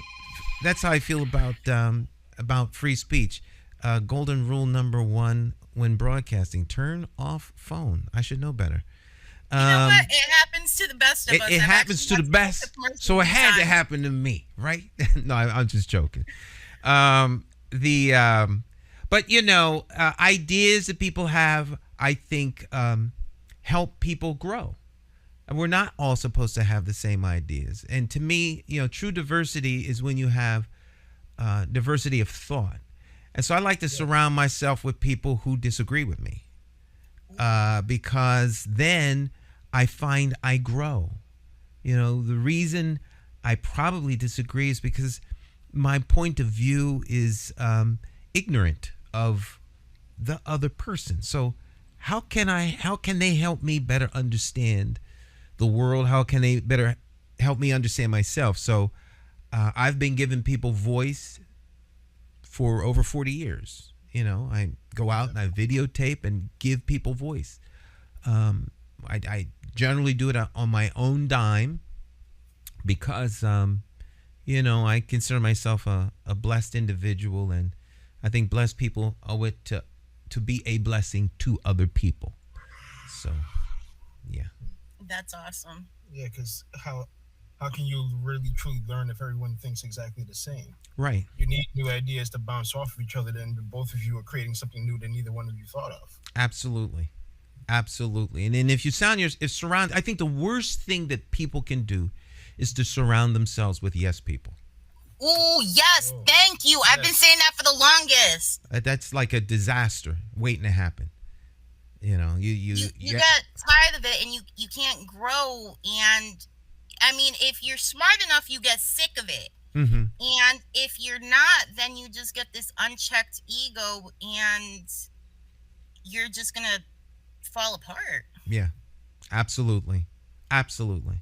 Yeah, I think it's a tragedy when people in leadership positions surround themselves with people who aren't, one, smarter than they are, two, agree with everything they say, and three, are yes people. And so, that usually, to me, is a sign of insecurity. If the person is in charge, they're in charge by default of the position, title, or chair that they occupy. And it's not really them that has the authority. It's the title, the position, or the chair that has the authority. And so smarter people than you help you do a better job. So anytime I can surround myself with people who know more than me, particularly on anything, I count it a blessing. So you want to hear something funny? So there's this rapper. Her name is Glorilla. She's very young, up and coming. Mm-hmm. So the internet actually had this huge debate over this common sense thing you just said, because she said, I don't want to be the smartest person in the room. And they said, oh, she wants to be dumb. No. Glorilla said she doesn't want to be the smartest person in the room because she wants to learn from people who are smarter than her. Mm-hmm. And so many people were ignorant to the message she was sending, which is, if you're the smartest person in the room, get out and go to the next room, because you're teaching everyone instead of learning. Right. And sometimes it's okay to be a teacher, but you need to grow yourself. So it was a shame to see that in our society, that this really smart, talented young girl is, her words are being taken out of context. And, I really worry about society, kind of like you said, yes, men. They didn't even give a thought to where she comes from, her background. She's from Memphis. She's from a church home. Mm-hmm. So her discovery of hip hop was late in her youth, mm-hmm. compared to the rest of us that grew up with it since the beginning. So she discovers hip hop at 16, and now at the age of 24, she's one of the rising stars in hip hop. Mm. And her voice is different, her subject matter is different, and she's managed to curate a mixed audience of both male and female fans without selling sexuality as a point to attract her male fans. Mm-hmm. So with all of that, she's just a small fish in a big pond. So she has plenty of room to learn, and she wants that. Mm-hmm. But they're making fun of her because she wants to learn. Well, there's always going to be a critic. And, I have a saying that says, people have a right, one, to disagree with you. And it's not my business what other folks say about me. So, they got a right to say whatever they want. It matters what they say only if you make it matter. So they have a right to be wrong. Let them be wrong and say whatever they want and keep it stepping. Because if you believe a thing and, your thoughts are the greatest natural resource you have, if you believe a thing to be so, go out there and make it happen. Don't let the naysayers get in the way of your success. Don't let them crush your dream. There's always going to be a parade of people waiting on the sidelines to crush whatever dream you have. You'll find people who'll be jealous. They'll undermine. They'll backstab. This, that, and the third. It's a good idea to just get away from those kinds of people, because they're not there to help you. They're there to hinder you. And I think the sooner people can differentiate between helpers and hinderers, the sooner they start on their path to success. Because most successful people had someone telling them that wouldn't work. That's not going to work. Oh, yeah. Who you think you are? You think you smart? Thank you for warning me. I won't be back. And just step on. But the young lady is clearly someone who's quite insightful, and she did the right thing. Step out from them and go find someplace else, because I always like to point at Google. I'm not a PhD. I'm nowhere near, but Google hires PhDs. Now, can you imagine sitting in a room of creative people who everyone is a PhD, and you're just bouncing ideas off of one another, and you've got the freedom to do what you want and the money and the resources to just try stuff. And when you get around people that are free thinkers, willing to try things, willing to try something and it doesn't work, and tweak it or realize, we tried that, it didn't work, let's try something else, and not afraid to fail, and just keep trying until you get it perfected. So the more you're around people who are like-minded only in this sense that they're free thinkers and willing to take a risk, the better. Because those are the kinds of people who have ideas. That's one thing that I think is so important to understand about Hartford. Part of my run for mayor in the campaign is I believe that all of the things that Hartford needs in terms of its future are in Hartford. They're in Hartford. They don't need to be imported here from somewhere else. They're here, and no one listens to the people of Hartford. The people of Hartford are treated like the young lady you were talking about. Well, I have an idea. Well, who are you? Well, I was born and raised in Hartford. Oh, instant disqualifier. What do they know? I mean, that's how Hartford is treated. And I've seen that happen to people that are considered the more well-to-do in the West End to folk all the way down in the lower ends of what people may say. No one listens to Hartford people. To me, it's the most frustrating thing to witness and document. But my camera's given me the ability to go in, have conversations with people, and more importantly, listen to people's conversations. And when you listen to people's conversations, you start to hear the wisdom, and you start to see that the person that lives over on Park Street is no different than the person that lives on Albany Avenue, who's no different than the person that lives on Evergreen, and no difference than the person that lives up on Farmington Avenue or on the south side of Farmington Avenue or the north side of Farmington Avenue or on one side of the block on Enfield Street. There's a good part of Enfield Street and a bad part of Enfield. I mean, Hartford is a funny town. So it really is. You cross the street, you're in another neighborhood. Only in Hartford is the other side of the street another neighborhood. But it's one city, one neighborhood, one great group of people with ethnic diversity that puts us, as an international city. And I think it's time that people start tapping into who we are as people in Hartford, have some pride in who we are, stop being apologetic about who we are, and turn our city into a force to be reckoned with on the world stage. It can be done with the people we have here in Hartford. Yes. Yes. Now, I need you to hold that thought. We're about to cut to commercial break, but before we do, just wanted to let you guys know that we have a couple sponsors today. So right now, we're smoking out of a Hempire cone. Give me the box real quick. Here we go. So Hempire, we did tag them in the post earlier, and these are actually really clean burning. Yes. So yeah, if we were asked to spend money on this in the future, we would. Highly recommended. Like I thought it was gonna be funny tasting because there's been other papers that we will not name, and well, yeah, there's been other papers that we wouldn't recommend, but yeah, we will recommend these. And that we met them at NECAN and they were awesome. So thank you very much. We will be smoking you guys next week. Next, where's the one hitter? Okay, so this is another addition to our usual sponsorship. Yes, right here. This is going to be DJ Stealth's first time using this. Now, it blew my mind, but I want him to give me an honest review of the one hitter. Okay, and I will be using a Snoop Dogg Bic lighter. Bic lighter.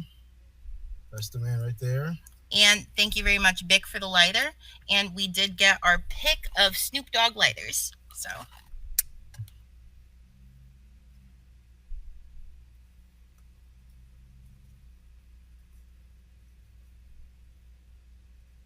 All right. Yo, right? Doesn't that hit like a spliff instead of a one hitter? Yes. Thank you. Now that's the plugs for the cannabis culture. Now for our... no. Be honest though. Doesn't it hit like a spliff instead of a little glass one hitter? Yeah, it doesn't make you feel like you're doing something bad. It's an easy way to consume. And now the difference though, real quick, is the mesh right here and little. So that is the difference, and it is still a one hitter. And a message from Kimura's Cultural Corner. It is a video that tells you everything she does and nothing, but make sure to check out Kimura's Cultural Corner for more because it's just awesome. Practicing and living in community means that we're responsible to ourselves and others. It means that we're committed to engaging humbly and bravely with others who we may not agree with, but who share a similar worldview. Tensions and conflicts are gifts that allow us to grow together. Join our peaceful revolution. And we're back with J. Stan McCauley, who is telling us all about how Hartford solutions are already in the city and they don't need to be imported. And here we go. All right. One of my favorite human beings in the world, Kimura Harrington. Yes, absolutely. Support her to 110%.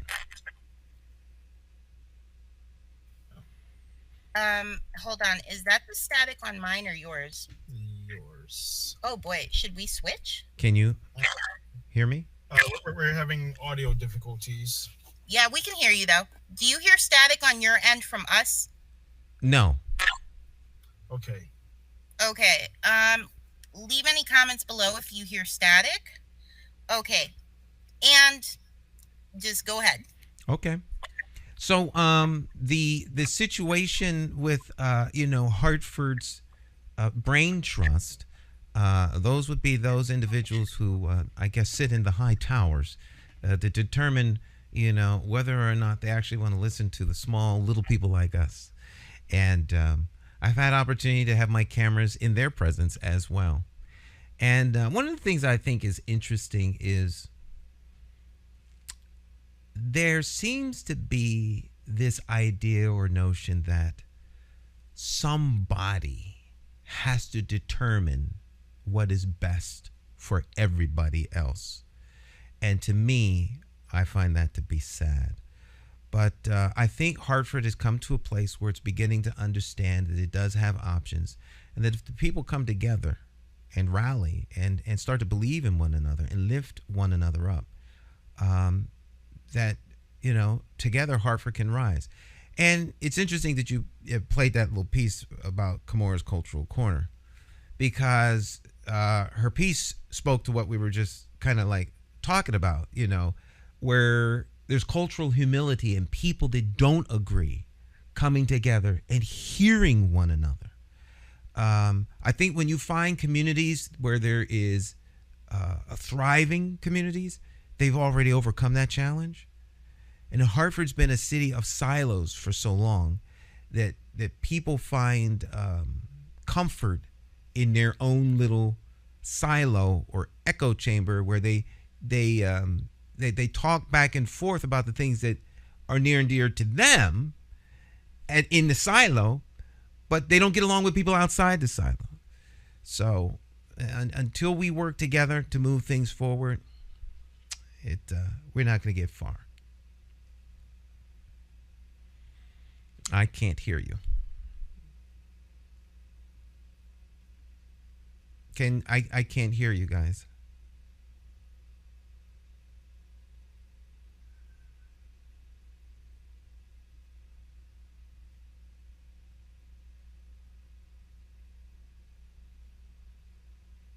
Yeah, we can't hear you. You can hear me? I can hear you. Oh, I can hear you now. Okay, perfect. So we're using my mic. Okay. Okay. So what I was going to say is I was criticizing Governor Lamont. Oh, okay. And I was saying that he surrounds himself around a whole bunch of yes men. I believe it's a hindrance to progress. Absolutely. And a lot of state reps, unfortunately, they are very sensitive to criticism. Instead of taking feedback, knowing that people might say things online, what I find that they do is they dig their heels more. And they double down. They double down. And if a whole bunch of people are talking crap and everything else, just understand that they might be in desperate situations, so they don't have time to be nice. You're on the taxpayer dime. Absolutely. So if someone's in the middle of an eviction, they don't have time for you to sit there and consider rent caps. They're going to call you a jerk. Well, I think what happens with elected officials is they become elected officials instead of elected representatives. Yeah.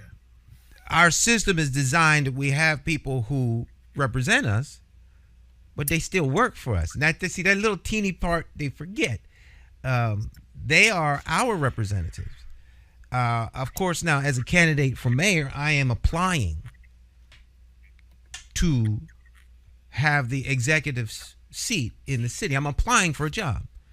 And every last person that is a voter or an elector or citizen of Hartford are my potential employers, my potential board of directors, if you will. Who I am accountable to and answerable to. But as a constituent, when I go to talk to elected officials, they're not doing me a favor for listening. They're not doing me a favor for letting me have access to my tax dollars. It's like going to the bank and you want to take money out of the bank and they say, well, I'll tell you what we're going to do, Mr. McCauley. I think that your plan sounds solid, and I think maybe we might let you have, what do you think, Bobby? Maybe $5. I think he's good. Well, let me see if we can get $5. You know what? Give me all of my money and let me close out the account and move on. And so I love when politicians talk about, the money they got for you. It's not your money. You ain't cutting a check out of your private account. You're redistributing the taxpayers' dollars. So all of us are equal when it comes to going up and asking for money from the big piggy bank from which we all make our contributions. Now, you can't give money to everybody. I guess you're going to have some sort of system where you evaluate who gets what, who's got priorities here and there. And that's a fair argument. It's a fair debate, a fair discussion. But to dismiss constituents, to treat them like they don't matter, that is unacceptable. To me, that is an application for dismissal. Now it's time to go out and start getting signatures for their removal. And can we talk about how hard it is to primary candidates after you finish what you said? Because you're right. How hard it is to primary candidates? Yeah, we actually have some of the most restrictive primary laws in the nation. Yes. Several candidates, both Democrat and Republican last year, filed lawsuits because of it. Well, that actually needs to be changed. That's why we never have primaries in Connecticut. Maud Herezi was a very big deal because he's possibly the closest that you've gotten in a while. He was running against John Larson, right? Yeah. In fact, we had him on our program at one point. Yeah, those are party rules. I'm a Democrat. I've been cross-endorsed by the Republicans. I remember. Pedro Segarra was cross-endorsed by the Republicans. Everyone's cross-endorsed by the Republicans in Harvard because there aren't any. So they have to find someone who's not a Republican to run for them. Having said that, the party is the one having the primary. And so the party rules, it would be very difficult to change that in Connecticut. The only way to change that is for people to get involved in the party and then make those changes. Because the political party is still a mechanism that represents the people. So your town committee folk are the heart of the party. Because those people are elected by you and me to represent us at the party level.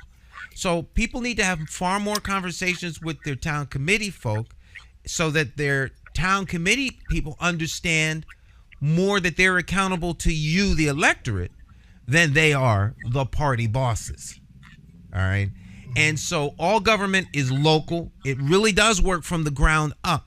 When it stops working from the ground up, then it becomes top heavy down, and then they become officials instead of representatives.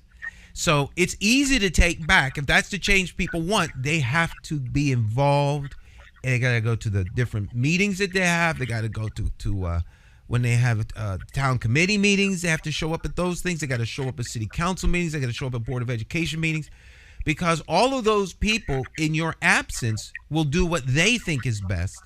And, people generally don't go out and get the opinions of folk that they don't agree with, because most people are not like yourselves and me, want to hear from the people they disagree with. They generally will cancel them out, shut them down. That's when they bring in the security expert. It's extra security. Well, the crowd might get ruckus, so we have extra security in case you ask us a question we don't want to answer. That kind of stuff, which is ridiculous. But if we put up with it,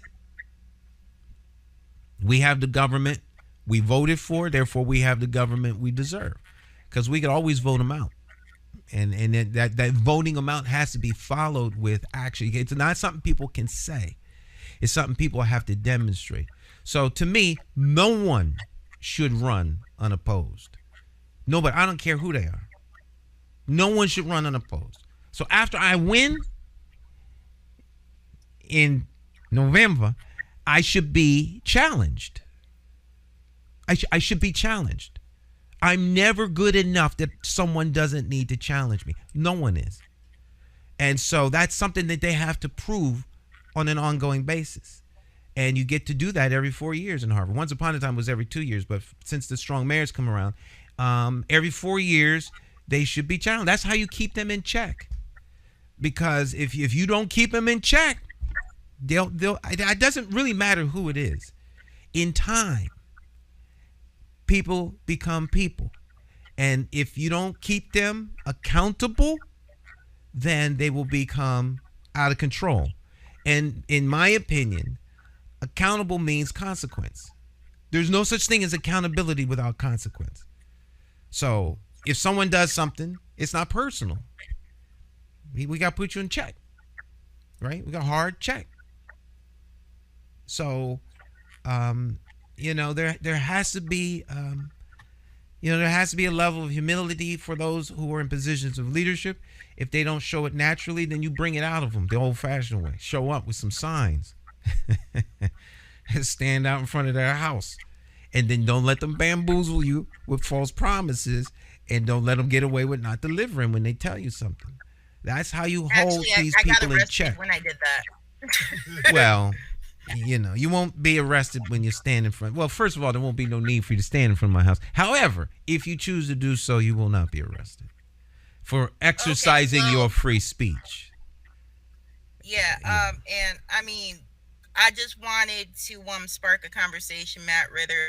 I'm glad you introduced the legalization bill on an emergency basis the day before our court date.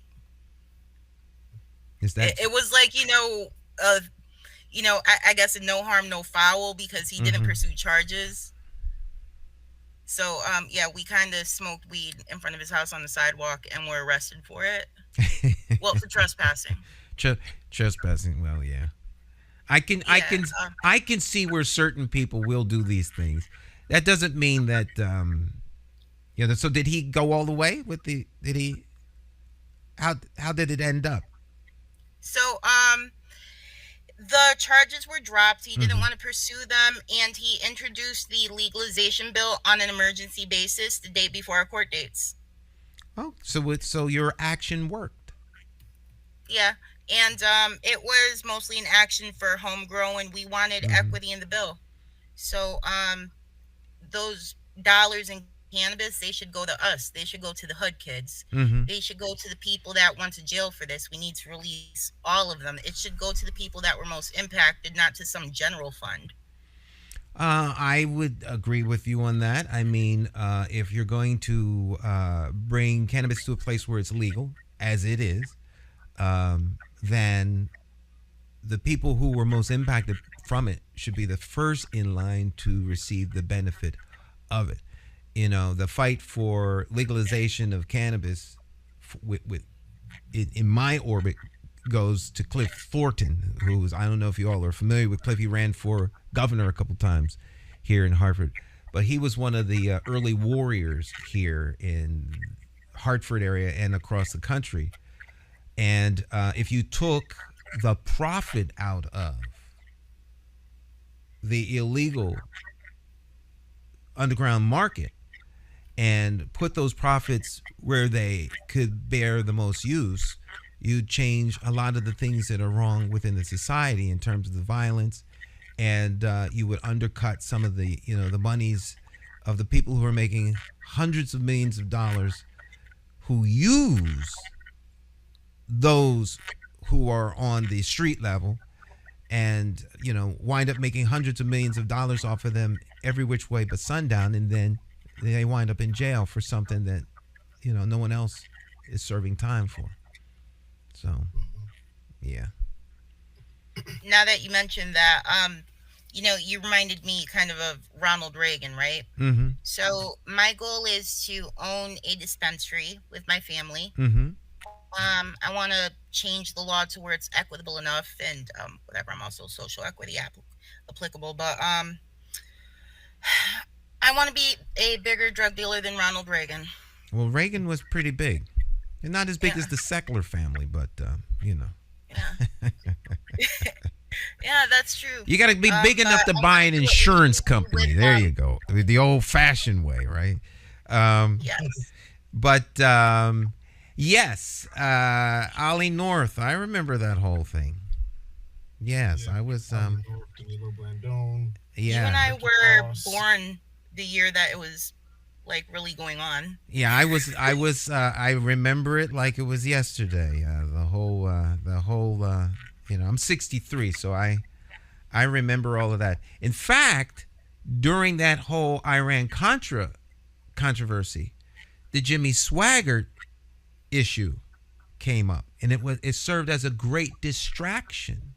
So there's a lot of threads that need to be threaded as we go back in time and look at some of these things. But it's always when the big guys get caught up, and the way they exploit. So you've got a lot of people who are out there colonizing. They come into cities, they exploit the people, they reap whatever profits that are there, and they put people in positions of great power, and the people become marginalized. And as long as they're marginalized, then they become dependent on the very people who should be serving them. Instead, they wind up being exploited. And, you know. Right. The black and brown communities and the Native American reservations. Yeah. So we got to divest away from fossil fuels, divest in hemp. We have to, move away from opiates, move towards cannabis. Divest in the private prison industrial system, invest in mental health and housing. So, I mean, absolutely. They're talking about bringing a hockey stadium now to Hartford. And I'm like, who's going to pay for it? There's talk of bringing a hockey team. What they want to do is he's meeting with the owner, Lamont. Yeah, Lamont. As to whether or not they come here will remain to be seen. But the stadium, they want to invest, I guess, $100 million to revamp that stadium. Brighter minds than mine are behind that, but I would question whether or not there are activities that would support that kind of investment in an arena like the Excel Center at this stage of the game, particularly when you consider that the casinos and the Indian tribes have facilities that could almost do the same thing. So, who's benefiting? All right. For us in our campaign, everything comes down to impact. What's the impact on the constituent from this action that you're undertaking? Not who can make money. All right. It's always about how much money can be made, and therefore from those profits a tax can be drawn. But the tax is so minimal when you consider the enormity of the profit made that it's almost like a little, sleight of hand payoff. If you guys just be quiet, take this and go away. And you kind of get that feeling. And meanwhile, you're footing the bill. All right, tax dollars are your dollars. They're your dollars. And so it wouldn't be so bad if there were no poor people in Hartford. This is like, depending upon who you ask or what research you look at, this is either the 4th or the 8th poorest city of its size in the country. Hartford camouflages and hides its poverty very, very well. But this is an extremely impoverished city. There's a lot of money in Hartford, in the corporate sector, government, the seat of power here for the state. So there's a lot of money in Hartford, but the people in Hartford are poor. Hartford is small enough that poverty should be, it should be a mark against leadership in the capital city. From state leadership to municipal leadership to even religious and business leadership, that the city is stuck in this pool of poverty, and it's okay with the people who could actually make a change. So, if poverty was gone in Hartford and they eliminated poverty, then we could have those other conversations. But not at the expense of those who are trapped in poverty. You go to other foreign countries where they are producing, as you mentioned about the fossil fuels, the people in those countries are not poor. Everyone is good to go. All right. And it's reflected in the society around them. If we had leadership that said, okay, there's an opportunity to make hundreds of millions of dollars in Hartford, but before we walk away with hundreds of millions of dollars, let's make the people who actually live here whole, so that they're not scraping and struggling, so that we could at the very least have the conversation from between the haves and the have-nots. If the haves were willing to do their fair share in making sure that the have-nots are no longer the have-nots, because they're making their money off of all of us. All of us. The quote unquote have-nots go to the store and they pay taxes on things they buy. So it's not like they don't pay tax. They may not be paying income tax because they're not making they're not making money because they may be quote unquote unemployed. But anytime there's an opportunity to change that dynamic, those dynamics are usually squashed. Because, as I like to say, we are the cotton. We don't need to grow cotton. You don't need to pick cotton. You are the cotton. We are the cotton. So we're used as part of a very intricate and elaborate vote rigging scheme. Because you can be taken off the shelf, sprinkle little monies around, 100,000 here, 300,000 there, 600,000 there, little community groups, and suddenly we go away and we're happy. You vote for who they tell you to vote for, then they put you back on the shelf for 4 years. And nothing changes. And so at some point, the people of Hartford have to realize what's happening to them. They have to rally together, pull their voice together, and vote for leadership that's going to be accountable. And I can really push that now because after 12 years, I haven't changed. My message hasn't changed. And I've been serving the people for 12 years. And if you want a fair assessment of what people are going to do in the future, look at what they've done in the past. All right? If they haven't done squat in the past, then they're not likely to do squat in the future. So there's a lot of people running saying what they're planning to do, yet they've not done anything with all the opportunity that they have. And I don't consider handing out money as part of your job. Doing something. That's your job, right? You're supposed to hand out money to community groups because it's their tax dollars. So I don't consider that I don't consider that a win. I consider that your job. Right? On that basis, then we should be electing garbage people because if they go on strike, we all suffer. Right? So if we're going to talk about the people who are doing their job every day in the trenches, on the street, making it clean, making it happen, working against the odds, like the people at DPW, making sure the lawns are all cut. No one champions them when they do their job.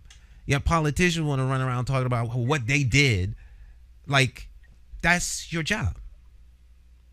That's why we pay you. You don't get a kudos for that. That's your job. All right? So the kudos should come when we can look at poverty and say, well, poverty has declined. Or we can say jobs in Hartford have increased. And now, I have a question. Mm-hmm. I remember when the houses over in Chatham Oak and Rice Heights went up for sale. Mm-hmm.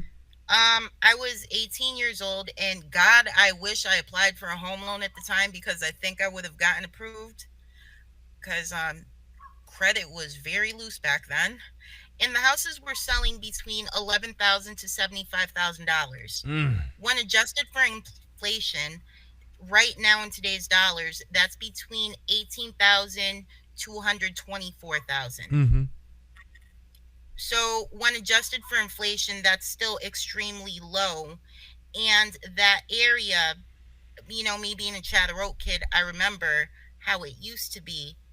And the same people moved in. And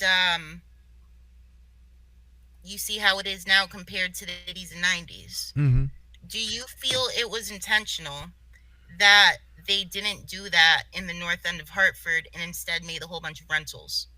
Hartford is the capital city of the richest state in the nation. You can underline this, record it, play it when you go to meetings. Every single decision in this city is a political decision. Nothing happens by accident. Every once in a while, lightning strikes, but nothing happens by accident. So the houses that were rental are rental on purpose.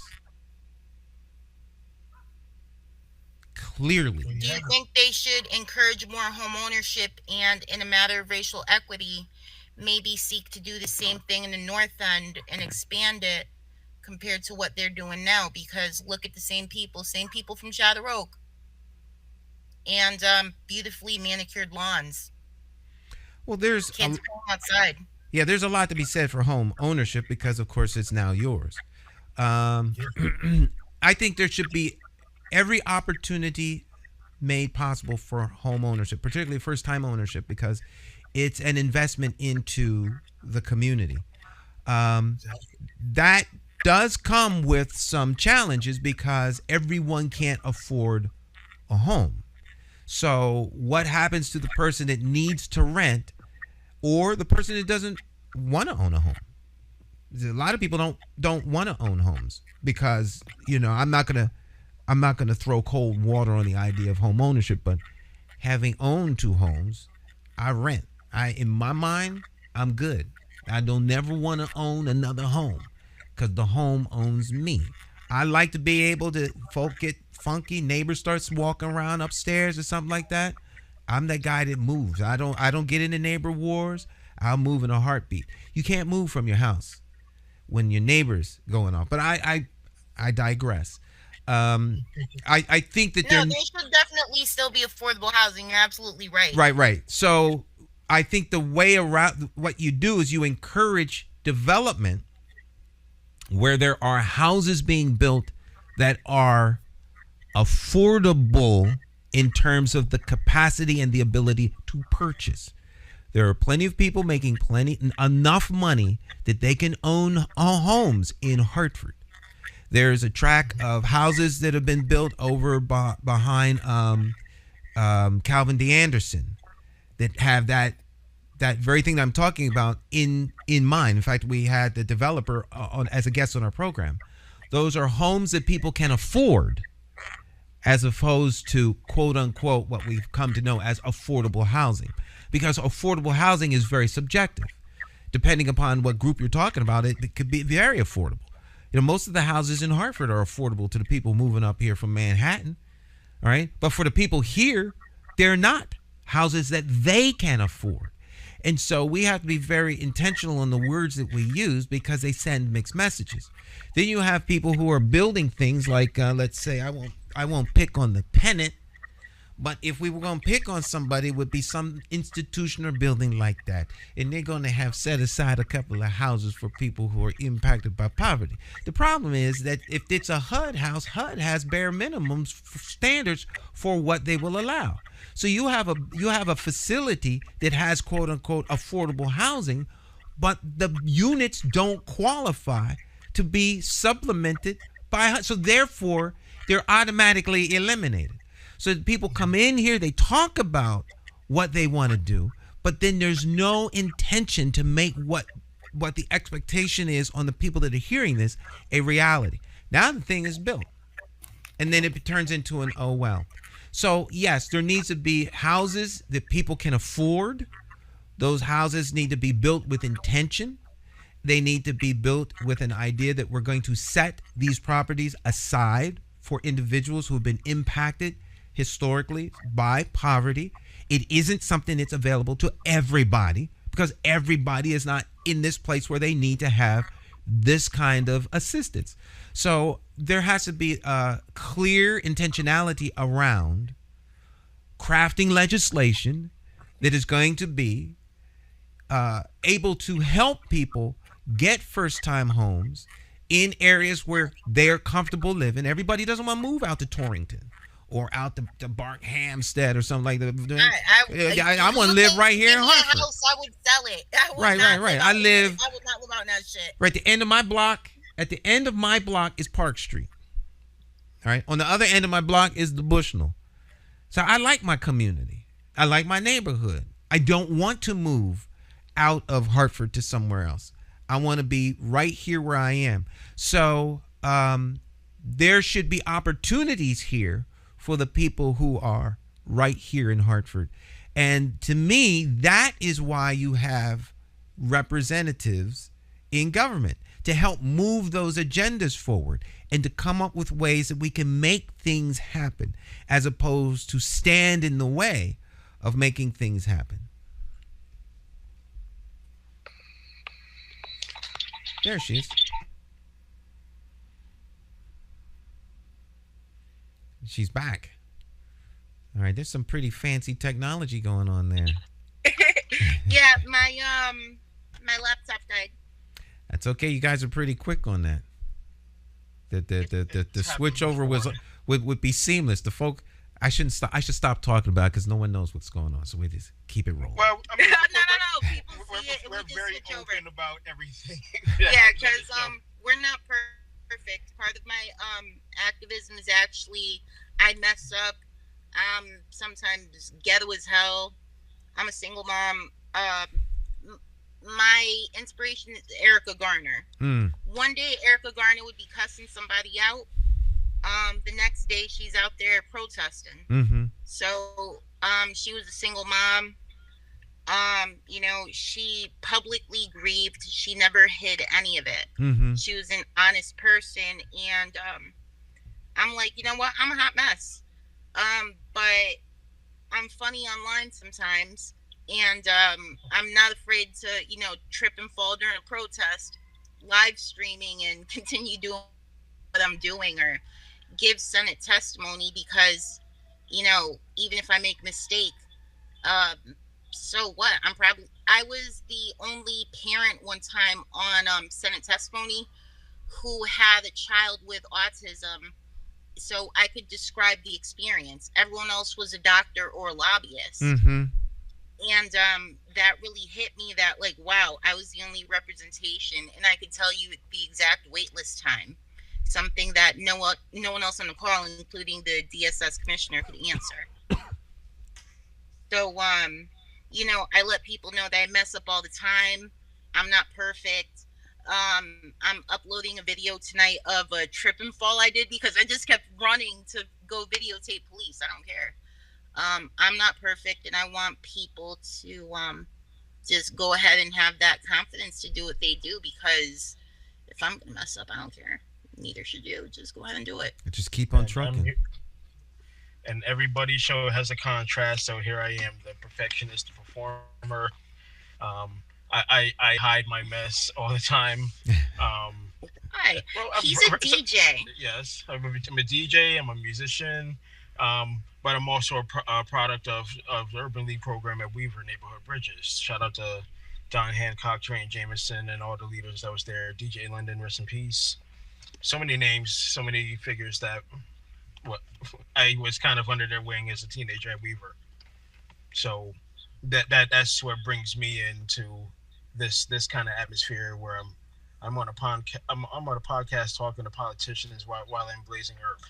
Oh yeah, that's also because he also went viral. I mean, yeah, go viral, but he went viral because he went with Acorn to Fairfield County. He was the youngest protester there, reading a letter about growing up in Clay Arsenal. And they did end up returning the bailouts back in 2008, but I mean, he shouldn't have had to do that. Mm-hmm. They should never take that money. Yeah, and then hearing that I'm on Anderson Cooper's show, like, what? I was just on camera just talking.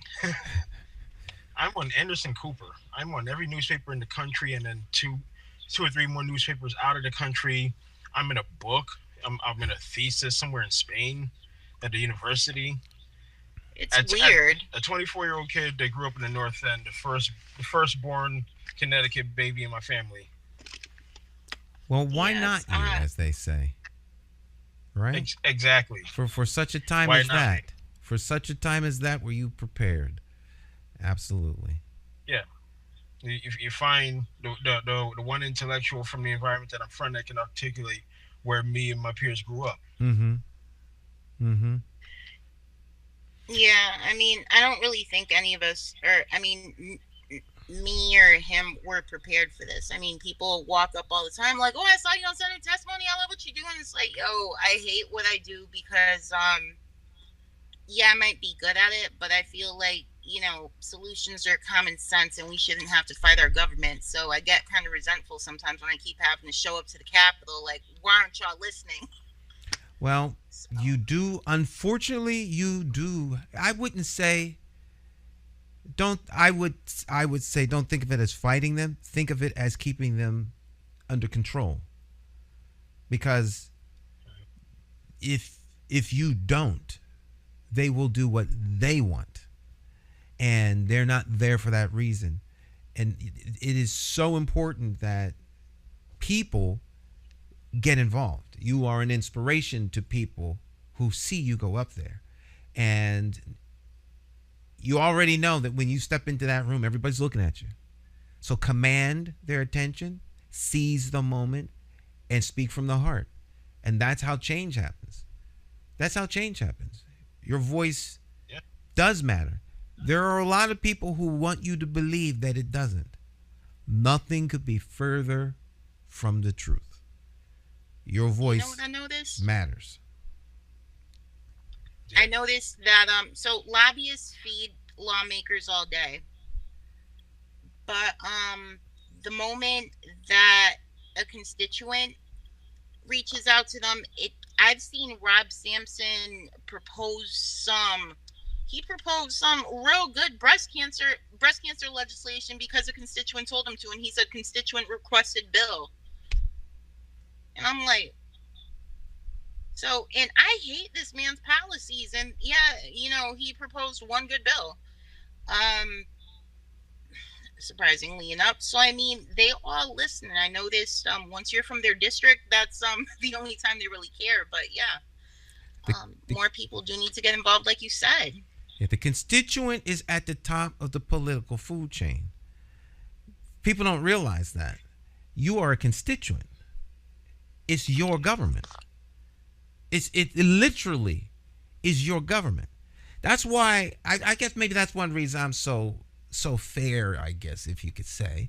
Everybody's got biases, and that's just human nature. Food that they like relative to food they don't, or music, the whole nine. But to me, there are a lot of different protected classes. So people are often say, well, how do you feel about this group of people or that group of people, this, that, right? I said, I feel the same about all people. All right? People are people. I said, but when it comes to government, I'm a constituent. I am not a black male. I want to be treated like a black male. I want to be treated like a constituent. When I walk up in this joint, I'm a constituent. I don't want nothing special. Don't set nothing. No. There may be some set asides. I'm not talking against them, but that makes me no longer matter. We have this special cup for you. Why don't you take no, I don't want the special cup. I want access to the water from wherever it came from. I don't want what you got set aside. Oh, these are for Stan. He's a No. Where did you get that water from? That's where I want access to. I want access to the source. I'm a constituent. It's my water. Your entity, I would look in the camera. Your agency manages my water. All right. Y'all stole the water from Bark Hamstead and all them people, but now it's Hartford's water. So I'm a Hartford constituent. It's my water. It's not your water. And until people look at it that way, they'll be given the power to someone else to make the decisions. So yeah, when you walk up in there, Rob Sampson knows exactly who you are. You are a constituent. You have the ability to affect his immediate future. Talk about outcomes and talk about impact. Your phone call and a dedicated 10 people can put him out of office. He understands that. Every elected official understands that. That's why when you walk up as a constituent, things change. Lobbyists are paid. They're a dime a dozen. Some of them are better than others. All right? But they're lobbyists. The lobbyists they got money. They know how to move agendas through the system. But you're a constituent. You vote. Don't stand in the line behind the lobbyists. I'm in line behind all these lobbyists that are here being paid by somebody to move an agenda forward. I voted for you. I need to see you. You're my representative. If I can't see you, then I'm going to come back here with 5 more of my representatives, people who actually voted for you. And if we can't see you after that, you won't have to worry about seeing us again, because we're going to start a petition to remove you. And I'm telling you, when that happens, things change. And they don't ever underestimate the one constituent, because it only takes one person. There are people in that building up at the Capitol who won by one vote. One vote. Just one. Just one vote. You could be the difference. And every election, no one knows what the outcome's going to be. People would like to tell you what the outcome's going to be, but they don't know. They don't know. Right now, it's the roll of the dice, because I haven't seen this much political gossip, and no one knows. Yeah, like, people are tracking donations in an impoverished city where, people might sit there and, say they're going to vote for you, and they might. But they probably don't have any money to donate. So, I mean, they're counting money, and I'm like, I don't think y'all, I don't know. They don't get it. Money doesn't win elections. Money wins elections if you're playing the money game. And a lot of them are. Right. So what is the money used for? Every dollar is used to garner votes. That's all it's good for, getting votes, which means you either have to spend that money on advertising, television time, newspaper time. All right. If you don't have the capacity to go out and put and knock on doors, because you can't do this retail. No one can. All right. If you spend 5 minutes with a person, substantive quality time, to talk to them about their issue and how you connect to them and their issue in a substantive way, that you're going to convince them to vote for you. They're not going to buy encyclopedias from you in 5 minutes, but they're willing to vote for you in 5 minutes. Now, that's some pretty serious talk. And that means 12 people an hour if you can move like the speed of light between one house and the one down the street. So you figure what? 6 people an hour with real substantive conversation, if you actually meet those people. You can't do this knocking on doors. So now you got to pay army of people. If people don't know you, if you don't have good name recognition, then you have to plant that in people's minds. That's where the money comes in. And they're going to need an awful lot of it. A lot of it. All right? In a time when people are very disenfranchised about their government. And people might give you their ear, but as soon as they close the door, they don't remember that you came by. All right? So then you got to go out 2 and 3 and 4 times. So you're going to mail something out. It costs almost 70 cents. We figured it's like $2.30 to send out a piece of mail. Because you got to have it printed. So, yeah, they need money, but they're going to need Luke money. They're going to need $1 million to come up in Hartford and buy favor among the electorate. And that's only if you have the party behind you. So if you don't have the party... Can we talk about how Luke Bronin forecasted he was going to be mayor of Hartford in his wedding announcement before the man even moved to Connecticut? He had $1 million. You put $1 million on the street in Hartford, Donald Duck can win. Even if you put orange hair on him. Okay, so, if you got $1 million. Now, most people in Hartford, most Hartford folk, $1 million is, they can't come out of pocket with $1 million. Nope. But if the $1 million man bamboozles the regular people who don't get a voice, the third time around, they're not feeling it. They're not feeling it. He's walking around neighborhoods. He's on people's porches with his tie loosened. That famous one leg up Tom Hanks stance. I mean, I'm glad Pedro Segarra lost, first of all, and I will openly say that forever and ever. Amen. But I feel like we could have done better than young Mike Peters. I've never heard him referred to as in that way. That's funny. One thing I will give him, Is it wrong, though? Young Mike Peters. Well, Mayor Mike was a fireman, and Mayor Mike was a ceremonial mayor, if you will, under the weak mayor system. So Mayor Bronin was a strong mayor. There's no one can take from him his capacity to campaign. In military service as well. Military service, which helped build that discipline. You know, you come back from Iraq or wherever he was in the Middle East, you know, walking up this, you know, North Main Street and you know, Albany Avenue and Cleveland Avenue in the dark is nothing. So, you know, and he walk up on people in the middle of the night. I mean, he's out there by himself, walking around. No security. And no security, just regular people. Hey, if you're going to be the mayor here, get to know the people. And you have to give him that. All right. But he was a young 34-year-old. And so if you consider some of the people that are in this race that are older than me, you ain't walking all over the place. It ain't like it was when you was 25. I don't care what anybody, I'm just keeping it 100. All right. So, and he was walking. And he walk up. I've had people tell me story after story after story.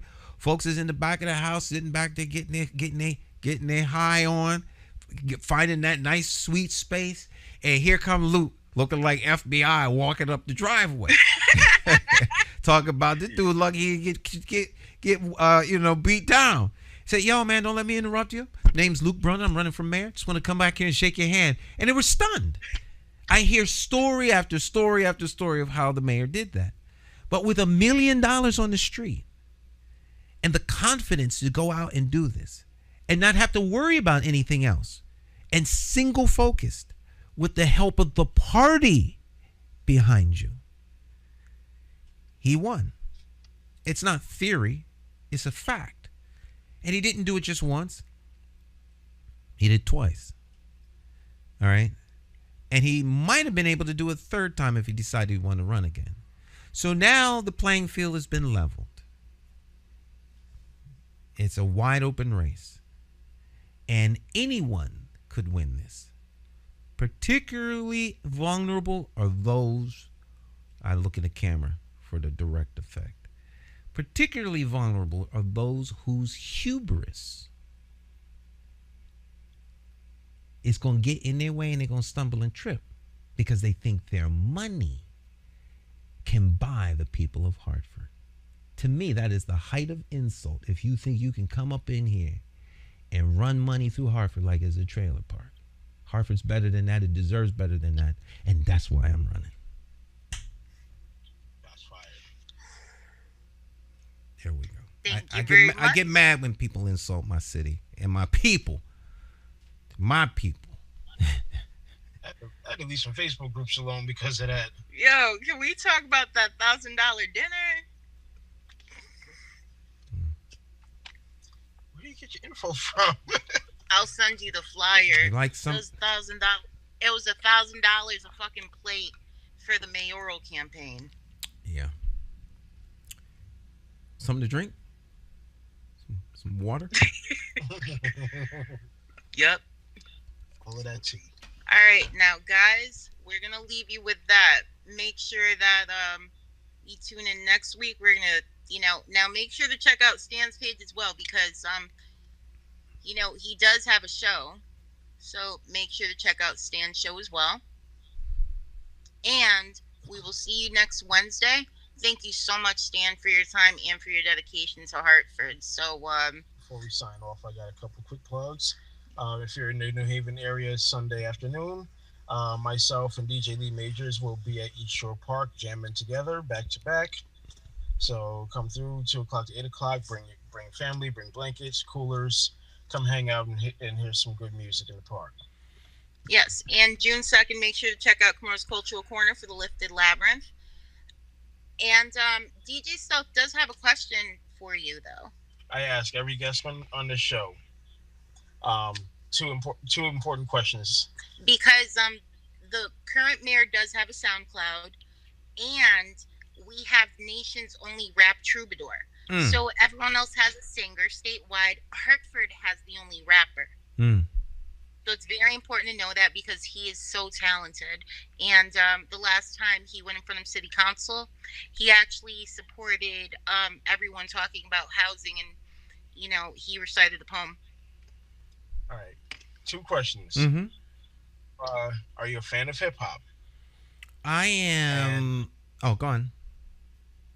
And if so, who is your favorite rapper or rap group, hip hop group or hip hop artist? Well, my two favorite hip hop artists. I'm a fan of music. I have a very eclectic, so I listen to all kinds of music.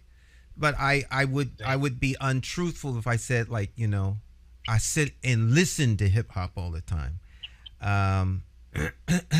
But my two favorites are, of course, he who said he was the god of hip hop, KRS-One, and Eminem.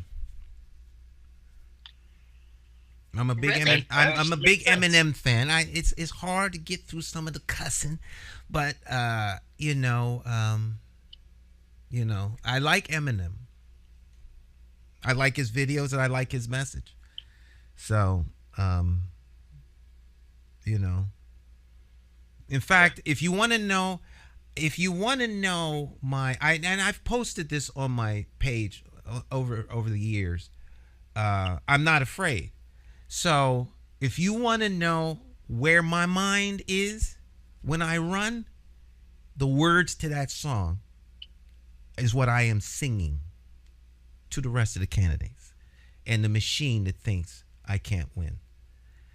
And so he can say it better than I can because I can't cuss like that. But those are my sentiments. So when I say Eminem, that's my song right there. I feel you. And those are excellent answers. And me as a hip hop head, it makes perfect sense. What KRS-One and Eminem, they have many, many differences, but what they do have in common is quick thinking when it comes to wordplay. Mm-hmm. They both have that even skill of being able to freestyle off the top of the dome, be able to freestyle a song, be able to put together a legato sort of concept that flows within any body of work that they do. Mm-hmm. And Not Afraid is actually a perfect example because now we're talking about full focus Eminem. This is post rehab Eminem. He's done with drugs. He's done with alcohol. Mm-hmm. He goes jogging now. He studio time like a work day, and he drops this monster that hits the pop world in the gut because they didn't expect something this light from Eminem, but still lyrically dense for the underground hit. Right. He's back.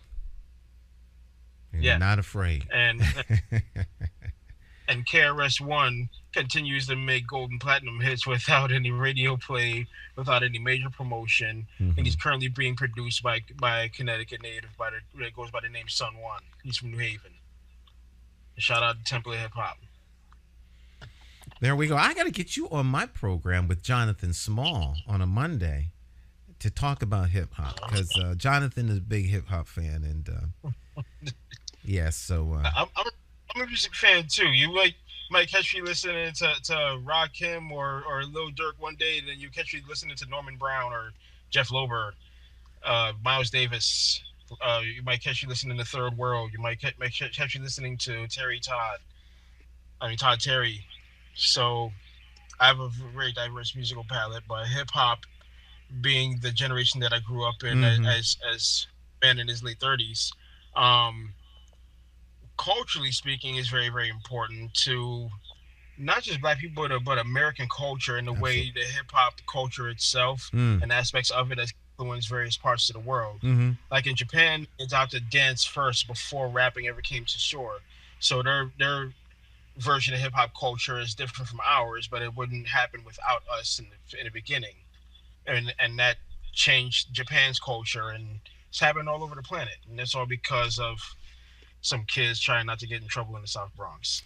And a true American art form beyond the music. I mean, just the whole culture is, So, I mean, I was, I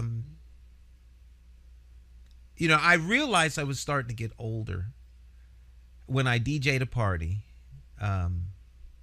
and I was playing Michael Jackson and no one was dancing. I'm like, what's going on?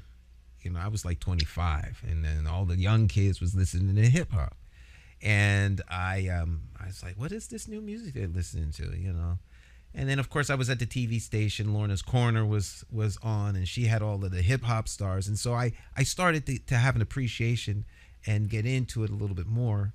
But I listen to anything from Sade to Dean Martin to Frank Sinatra to Sammy Davis. I mean, the whole to Eminem.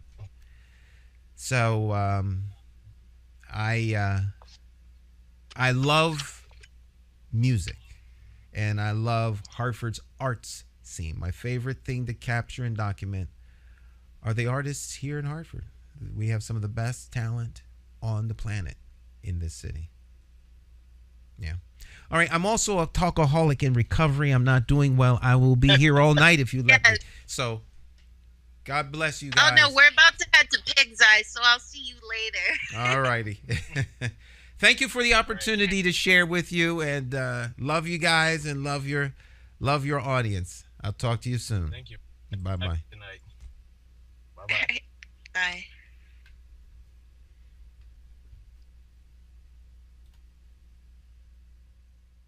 There we go.